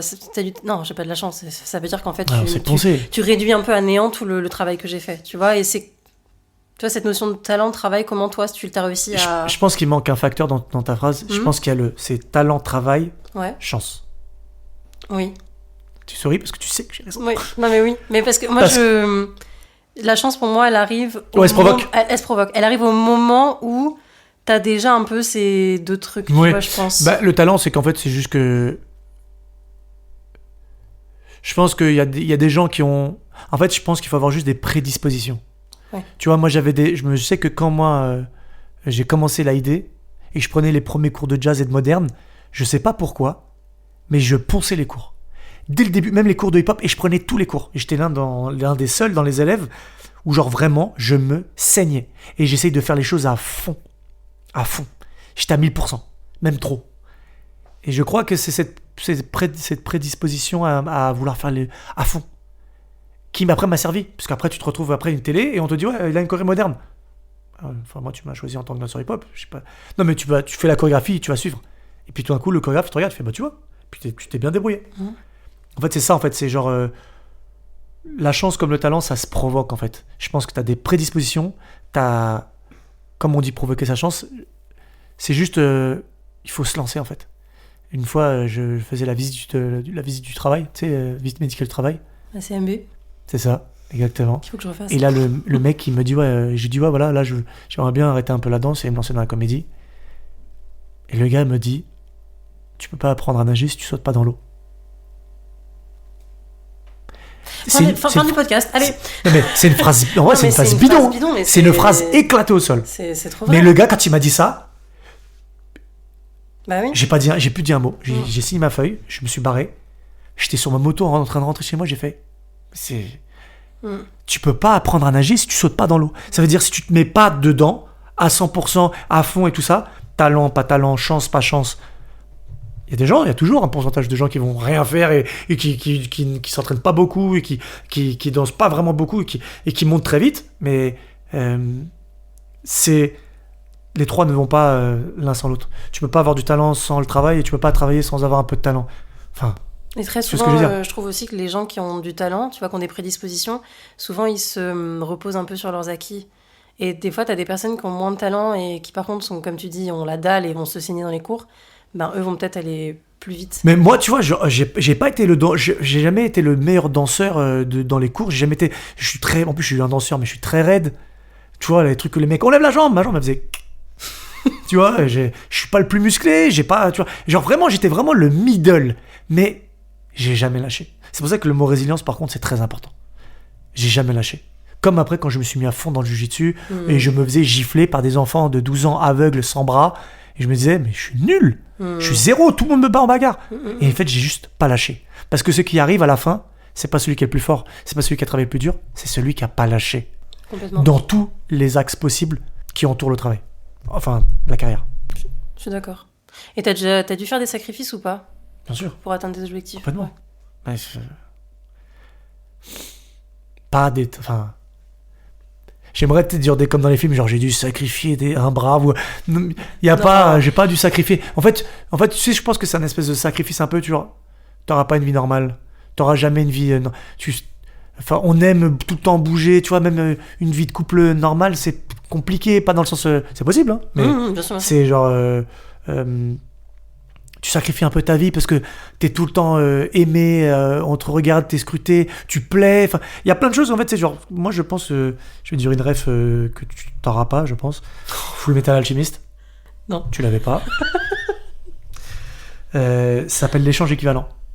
Okay. C'est toute ma vie ça. Ce que tu gagnes d'un côté, tu dois le perdre de l'autre. Tu peux pas tout avoir. Tu peux pas avoir la célébrité et avoir une vie calme et reposée. Tu peux pas être talentueux de fou. Et tu vois ce que je veux dire ? Il y a toujours, quand il y a du blanc, il y a du noir. Bah, bien sûr. Et tu vois, c'est l'exemple que je te donne en off du pourcentage où on a tous, on va dire, 100%. Et après, où est-ce que tu places tes 20%, tes 30%, comment tu fais tes 40%, ton découpage. C'est ça. Et en fait, genre, je pense que t'es obligé, tu vas kiffer. Ceux qui kiffent beaucoup, ils souffrent aussi beaucoup. Les gens qui ont une vie normale et tout ça, eh ben, ils ont... Tu vois, par exemple, si on devait faire une échelle, si t'es heureux jusqu'à 2, tu vois, on va dire, il y a une échelle qui fait 0, ça monte jusqu'à 10 et ça va jusqu'à moins 10. Si t'es heureux jusqu'à 2, tu vas être malheureux jusqu'à moins 2. Et les gens comme nous qui vivons des émotions extraordinaires, on monte à des 8, 9, on truc... Bah, des fois, on a des darks de fou, pour des trucs tout pourris. Hein. Nous, les artistes, parfois, genre, il nous arrive une petite dinguerie, on est en mode fin du monde, on va tous mourir. Tu sais ce que je veux dire ? Parce que nous, comme on vit des émotions jusqu'à 8, 9, enfin, tu danses pour Rihanna à l'autre, c'est un truc que j'ai vécu. Tu danses au VMA pour Rihanna, t'as 60 000 personnes qui crient, tu danses pour Rihanna. Tu rends compte la charge d'adrénaline. Et après, quand tu rentres chez toi et que tu vois tes slips sales, et tu fais. Entre lundi et mardi, il y a eu quelque chose là. Tu vois ça ? Et ben en fait, c'est ça le truc, c'est que tu es heureux à plus 8, tu vas goûter à moins 8 aussi. Mais et du coup, c'est là où c'est important en tant qu'humain de ok, je suis heureux à plus 8, mais mon socle, je reviens aussi les pieds sur terre très rapidement. Parce que si t'es pas capable de revenir les pieds sur terre, c'est à ce moment-là que tu fais que ça. C'est ça. Et c'est trop dur. Là, en fait, tu deviens bipolaire. Et en fait, oui. tu commences à bousiller ta vie, tu commences à avoir des vrais troubles psychologiques. C'est important de... C'est pour ça qu'on dit que le socle familial et à des amis, moi, les amis que j'ai depuis que je suis tout petit, c'est les mêmes. J'ai mes potes depuis la 6e. C'est les mêmes potes. Après, tu fais des rencontres, mais genre, j'ai les mêmes amis. Et c'est ça, c'est eux. Parce qu'en plus, moi, mes potes sont sans pitié. Ouais, et puis de sortir de ce cercle de la danse, de l'industrie, d'avoir... Ouais, moi, après, je dis, moi, je suis pas... J'ai jamais été danseur. Oui. Moi, même les gens me l'ont toujours dit, m'ont dit, mais toi, je traîne pas beaucoup avec les danseurs, j'ai jamais... Enfin, pas dans le sens, genre, je suis différent, je suis mieux que vous, pas du tout. C'est juste que, genre, j'ai mon gang, et ils parlent pas du tout de danse. Tu vois, ou alors on se torpille. Enfin, genre, je faisais Star Academy, donc le moment où j'aurais pu avoir le plus de la grosse tête, mes potes, le premier truc qu'ils me disaient, c'est t'as dansé en slip à côté de Céline Dion. Enfin, ouais, mais j'ai quand même. T'as vu, j'ai fait salto et t'as dansé en slip à côté de Céline Dion. Bah et ouais. comme ma mère regardait avec moi, on a dû changer. Parce que j'ai honte de dire que t'es mon pote. Et toi, tu te prends mal. Mais en fait, ça veut dire, frérot, redescends. Complètement. On est tous humains, tout va bien. T'es pas médecin. Tu sauves pas des vies, t'es pas chirurgien, t'es pas un truc.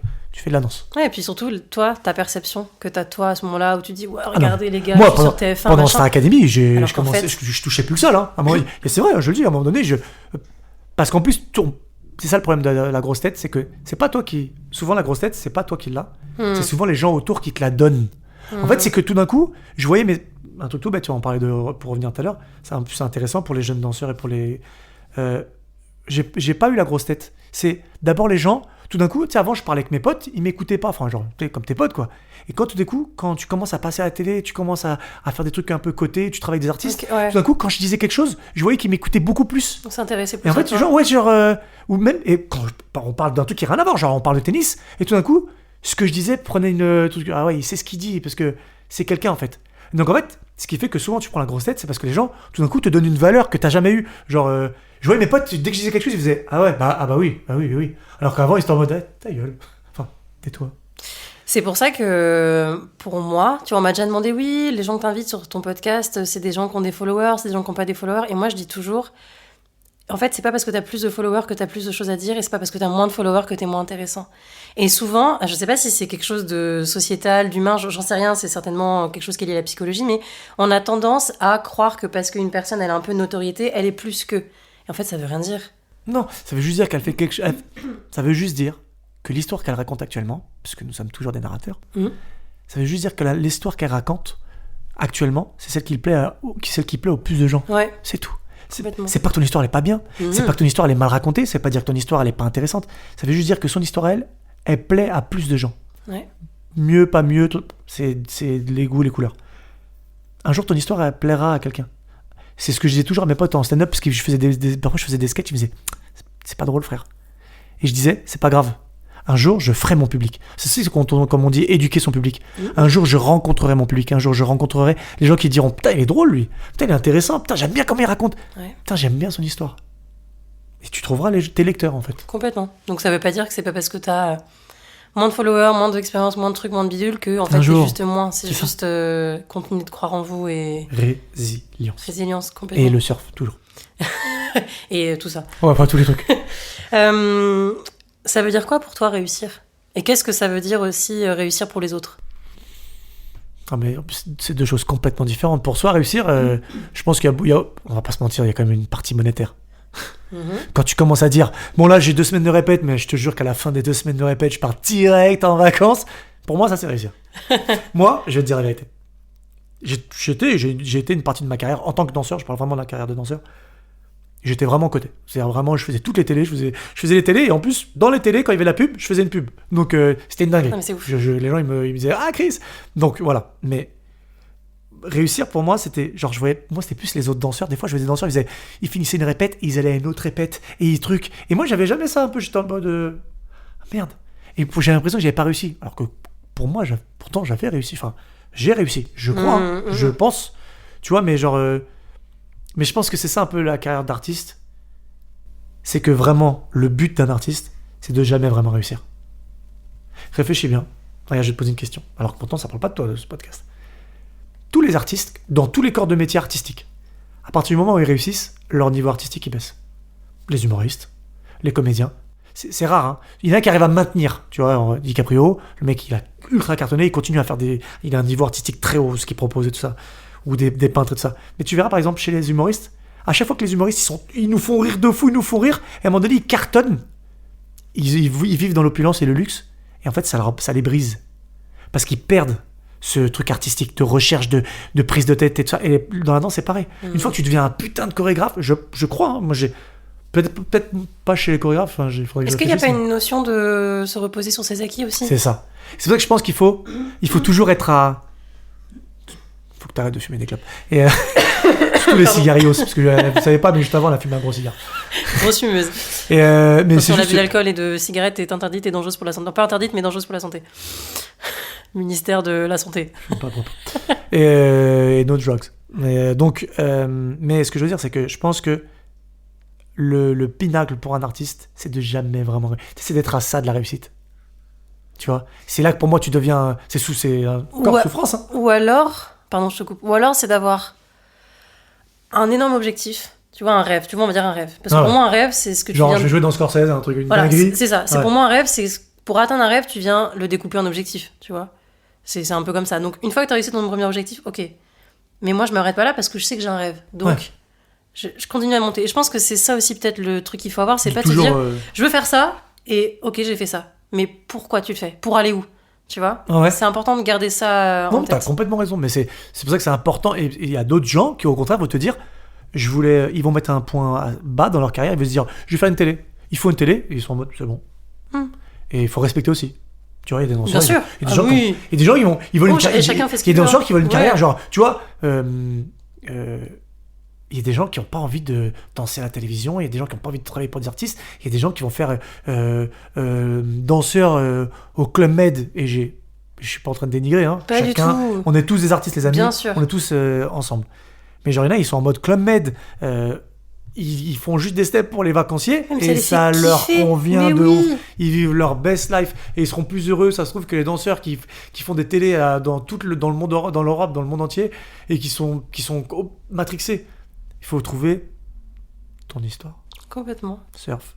tout ça. Virgule / virgule. Comment tu prends tes décisions ? C'est-à-dire, à propos de quoi ? Parce que, comment tu prends tes décisions ? Mais quoi, au niveau de la danse, au niveau du métier ? Au niveau du métier, ouais. Je crois qu'il y a beaucoup de let's go. Tu sais, c'est let's go. Allez, let's go. Enfin... Des fois, ce qui est... Est-ce que tu évalues les risques ?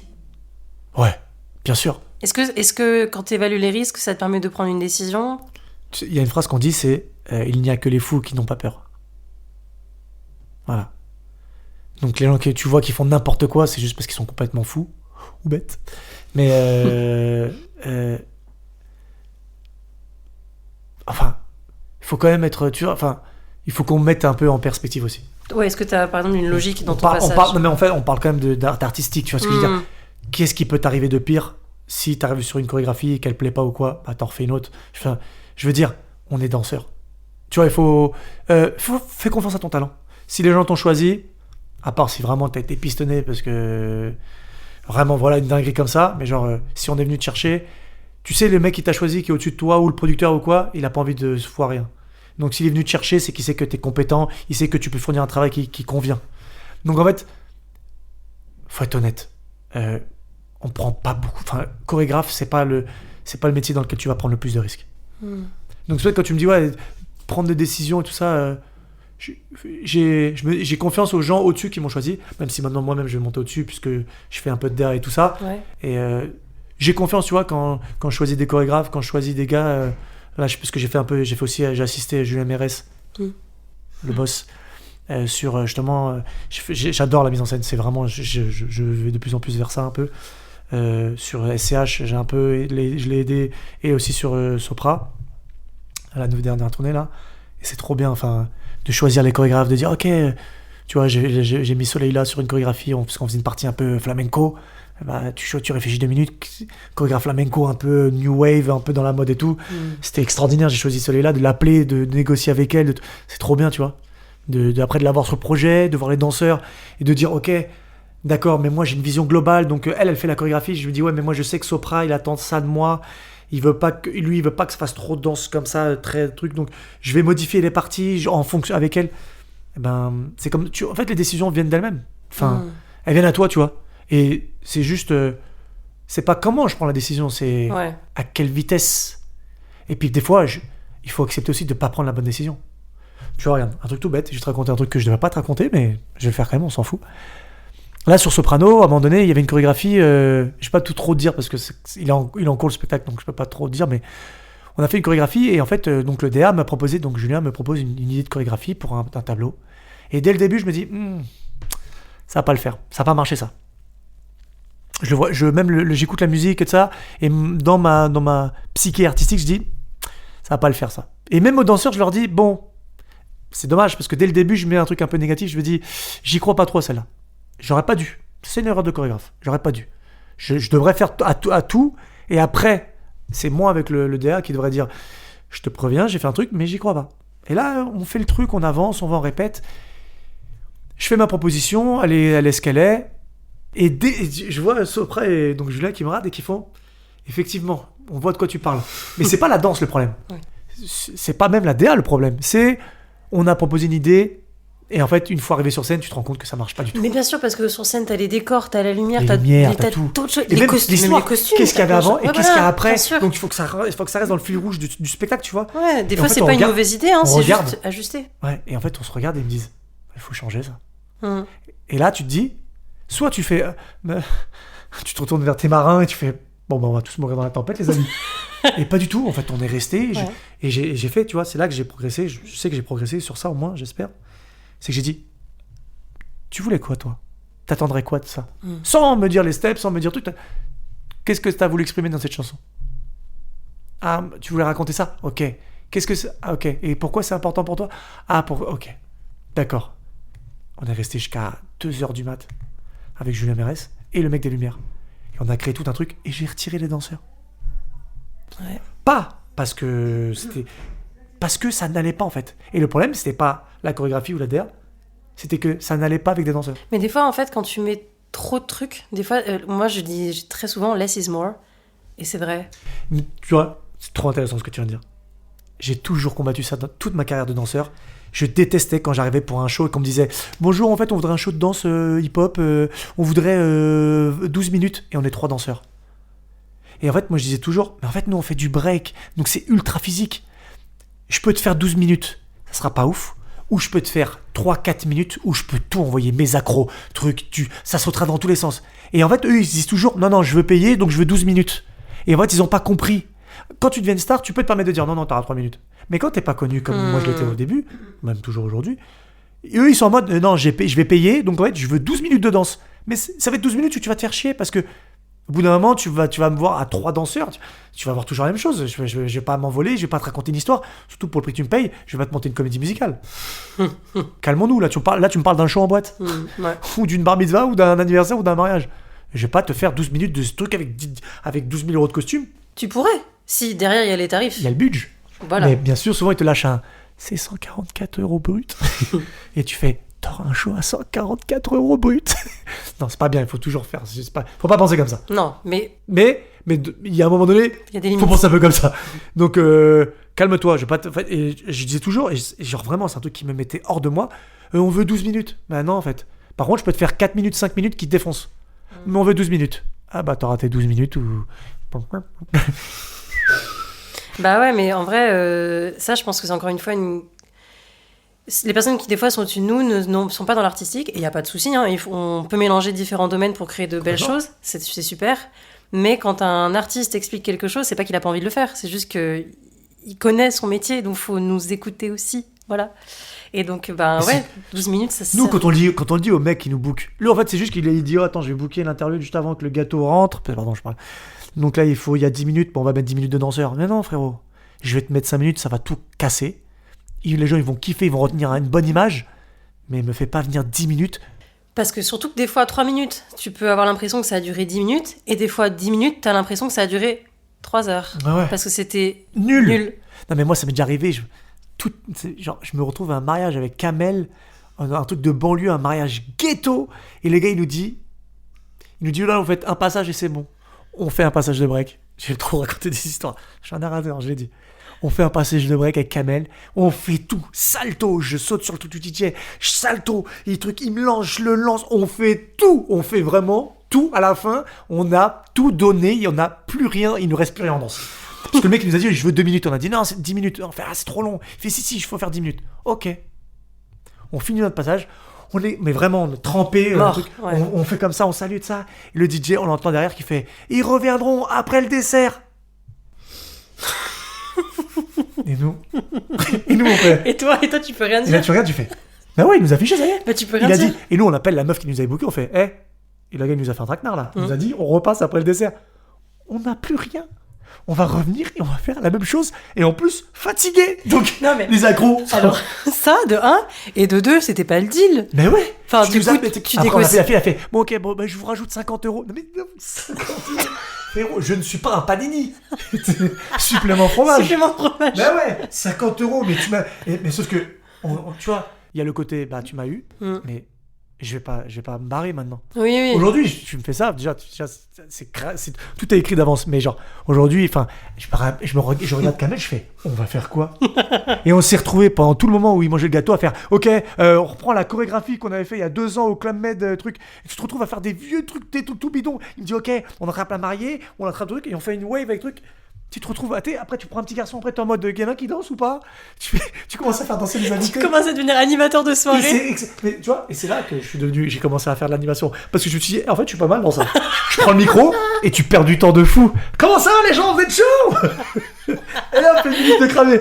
Et c'est là, tu vois, et en fait, tu deviens animateur. Pas parce que t'es un mauvais danseur, parce que t'es fatigué, gros. Je suis fatigué. Parler, ça va. Alors, vous êtes chaud ou quoi? Attendez, on va faire un truc tous ensemble. Allez, on va diviser la salle en 2. Ouais, qui crie à droite, qui crie à gauche. Et les gens sont en mode, putain, il est bon. Non, il est intelligent. Mais ouais, mais c'est Et vrai. il est fatigué. Mais ouais. Et voilà comment je suis devenu animateur aussi. J'adore. Bah ouais, mais sans pouce on les porte. Hein. Ah, foutu mariage. Bah non, en vrai, ça t'a. Oui, non mais genre, ça, c'est fou le nombre de fois. Attends, je suis obligé de te raconter une histoire. Vas-y. Un jour, on fait un job et j'ai une pote à moi qui me dit, tu peux me rendre service et tout. Est-ce que tu fais un peu de capoeira? Et moi je dis, toujours avec Kamel avec mon ref. Il me dit, est-ce que tu fais un peu de capoeira? Et moi je fais vite fait. Mais genre vite fait. Elle me dit, non mais s'il te plaît, t'inquiète pas. Je dirais que en fait, je devais faire un passage. Je crois que c'était pour l'UCPA, tu sais, toutes les vacances sportives, Oui. je sais pas quoi. Je sais UCPA. Peut-être, je sais pas. Peut-être que je me trompe. Bref. Et on me dit, ouais, tu viens, c'est un voyage pour le Brésil, tu fais juste une démonstration de capoeira, tu parles un peu de capoeira, je connaissais un petit peu, et si tu t'en vas. Et c'était 100 € en liquide. Ah, regardez bien les tarifs. Aujourd'hui, tu fais même pas le plein avec. Et je fais, ok. Et nous, on est derrière le rideau. Et là, j'entends le mec qui nous présente, qui lui n'avait pas dû avoir l'information de ma pote qui m'avait calé. Et ils nous viennent tout le droit du Brésil.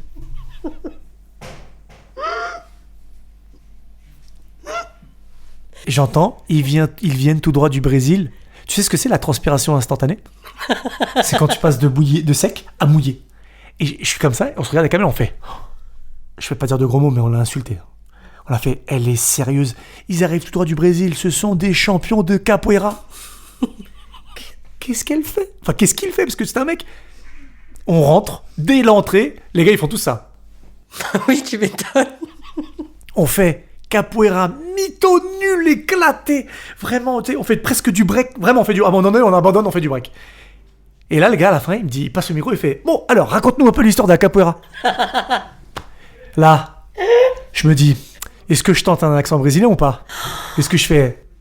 Parce que je parle portugais un petit peu, tu vois, je me dis, ah, bonjour à tous. J'ai fait, bon, bonjour à tous. J'ai assumé, pardon. J'ai assumé, j'ai dit bonjour à tous. Et les gens, ils ont fait, ah, ils ont compris. Et carrément, ils rigolaient un peu. Ils souriaient. Parce que j'étais en mode, bon, bah alors, la capoeira, ça vient du Brésil, en fait, c'était les esclaves, en fait, et donc, pour s'exprimer. Et les mecs, ils ont bien vu. Ils arrivent du Brésil. Oui, bon, on arrivait il y a 20 ans. Mais je te jure. Et je pense que ça, sachez-le, dans tous les artistes, vous allez tous le vivre un jour ou l'autre. Un truc comme ça. Moi, ça m'est déjà arrivé. Ce moment où t'es vraiment derrière. J'étais vraiment, je vois Kamel. On est derrière le rideau, j'entends. Ils nous viennent tout droit du Brésil. Ouais, mais ça, c'était il y a combien de temps? Ça, c'était à 15 ans. Voilà. Que là, maintenant, sais, t'as moins cette pression avec les réseaux sociaux. Que là, maintenant, on dit un truc, ça passe sur les réseaux, ça tourne, non, mais ça reste. Oui, mais là, demain, tu imagines pas, toi, tu fais un job et on te dit, ouais, c'est une danseuse mexicaine. Enfin, tu vas te dire, ah, putain, mais ils vont bien voir que je suis pas danseuse mexicaine. Ça ira pas. Même si ça va sur les réseaux, tu t'en fous. Dernière question. Ouais, dernière, la fin, quoi. J'espère que ça va pas couper. Comment toi tu vois ton avenir artistique ? Est-ce qu'il y a des rêves ou un défi particulier ou tu vois que t'as pas encore réalisé que t'as envie de réaliser, qui te motive aujourd'hui ? Alors, comme vu que ça en plus c'est la fin, je vais te dire un truc que personne ne sait et qui est arrivé avant-hier. Donc j'assiste en mise en scène et je suis chorégraphe sur Soprano. Et je suis en train de regarder le show et donc je prends les notes pour les danseurs et je suis au micro et je leur dis attention, les flammes et trucs comme ça. Je vais être très honnête, tu vas vraiment rentrer dans l'intime. Je suis en train de regarder et je kiffe vraiment la mise en scène et chorégraphier. Chorégraphier, j'aime bien, mais mise en scène, c'est vraiment, ça me crée, tu sais, tout ça, c'est ce que j'aime. Et je suis en train de regarder comme ça, je suis en train de faire mon taf et je prends un pied de fou. Et au fond de moi, tu sais, à côté de mon hernie discale, collé à C8 et C4, tu sais, genre, c'est quoi ? Lombaire dans L5, L4. C'est les oui, cervicales. L4, L5. Alors, je vais t'expliquer un truc. Dans l'anatomie, c'est la meuf qui... Ouais, grave, oui. Donc, L4, L5, j'entends une voix qui me dit « N'oublie pas que tu veux faire du cinéma, que tu veux réaliser, que tu veux faire un truc. » Et en fait, c'est comme si, genre, ça m'avait empêché de kiffer, alors que je kiffe et que vraiment, genre, je le dis, je prends un pied de fou. La création, faire de la mise en scène, la direction artistique, chorégraphier, ça tue, c'est vraiment...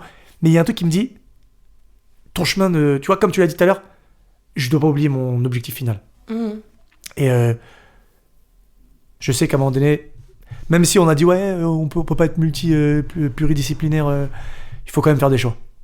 Je vais devoir faire des choix, je vais devoir dire non à des choses pour consacrer du temps. Tu vois, là j'ai fini, là j'ai fait un très beau début d'année 2025.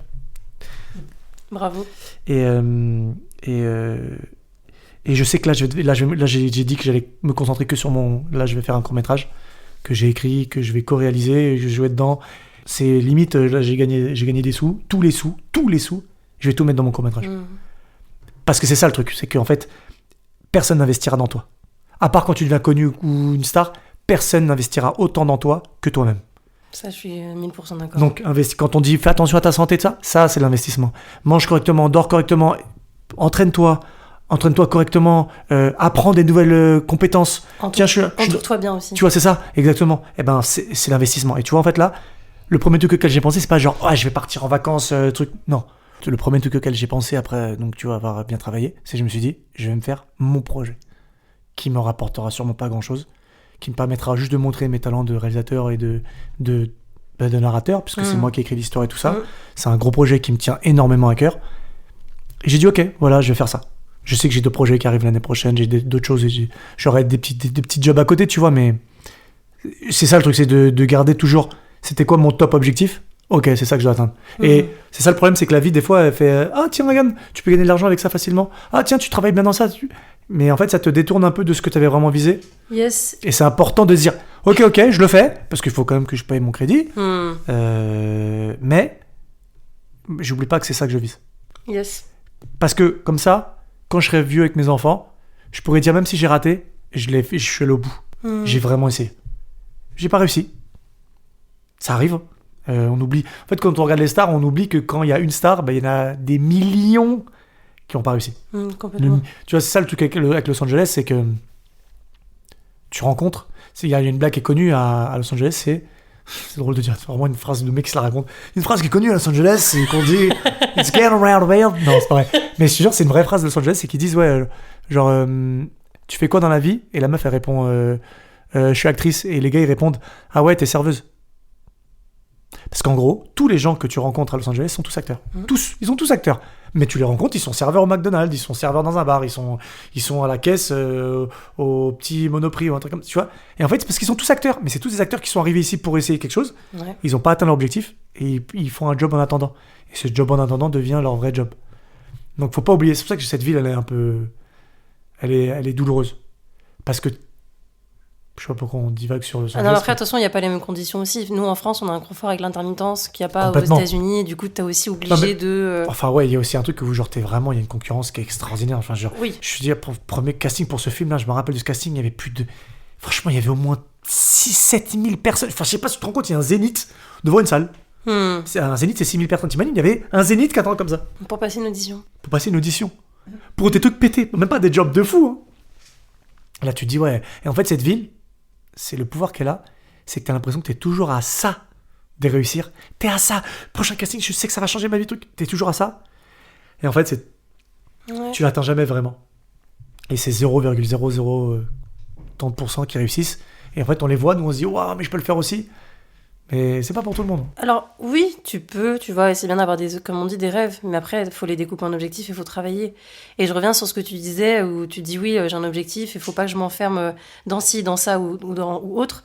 Moi, je pense qu'il faut pas aussi oublier que, parfois, l'objectif, le rêve que tu as, tous les objectifs que tu vas réaliser entre-temps, ça va être des graines que tu vas venir planter dans ton jardin, qui vont venir protéger, parce qu'en fait, ta graine principale, c'est ton rêve. C'est ça. Ta graine, elle a besoin de quoi? Elle a besoin d'eau et de soleil. Ok. Mais en fait, quand il pleut, elle va se noyer. Et s'il y a trop de soleil, elle va se cramer. Donc c'est important aussi de construire autour ce jardin-là pour venir créer un bon écosystème. Et c'est là où je reviens à dire que tout ce que tu vas faire dans ta vie, tu les fais pas par hasard. Complètement. Parce que ça va t'apporter peut-être du contact, du réseau. Ça, tu c'est vas très apprendre. important. Tu vas apprendre. Des Tu vas fois, apprendre sur des domaines que tu pensais que ça serait pas utile. Et en fait, quand tu veux devenir acteur, c'est important d'avoir des notions de réel aussi, de comprendre ce Complètement. que... Et, tout tu ça. sais, et tu vas faire parfois, tu vas faire un projet, on va dire, oh, tu fais ce projet, tu feras, c'est nul, c'est bidon. Et en fait, sur ce projet, tu vas rencontrer une actrice qui, elle, connaît un truc, et tu vas rencontrer un agent qui.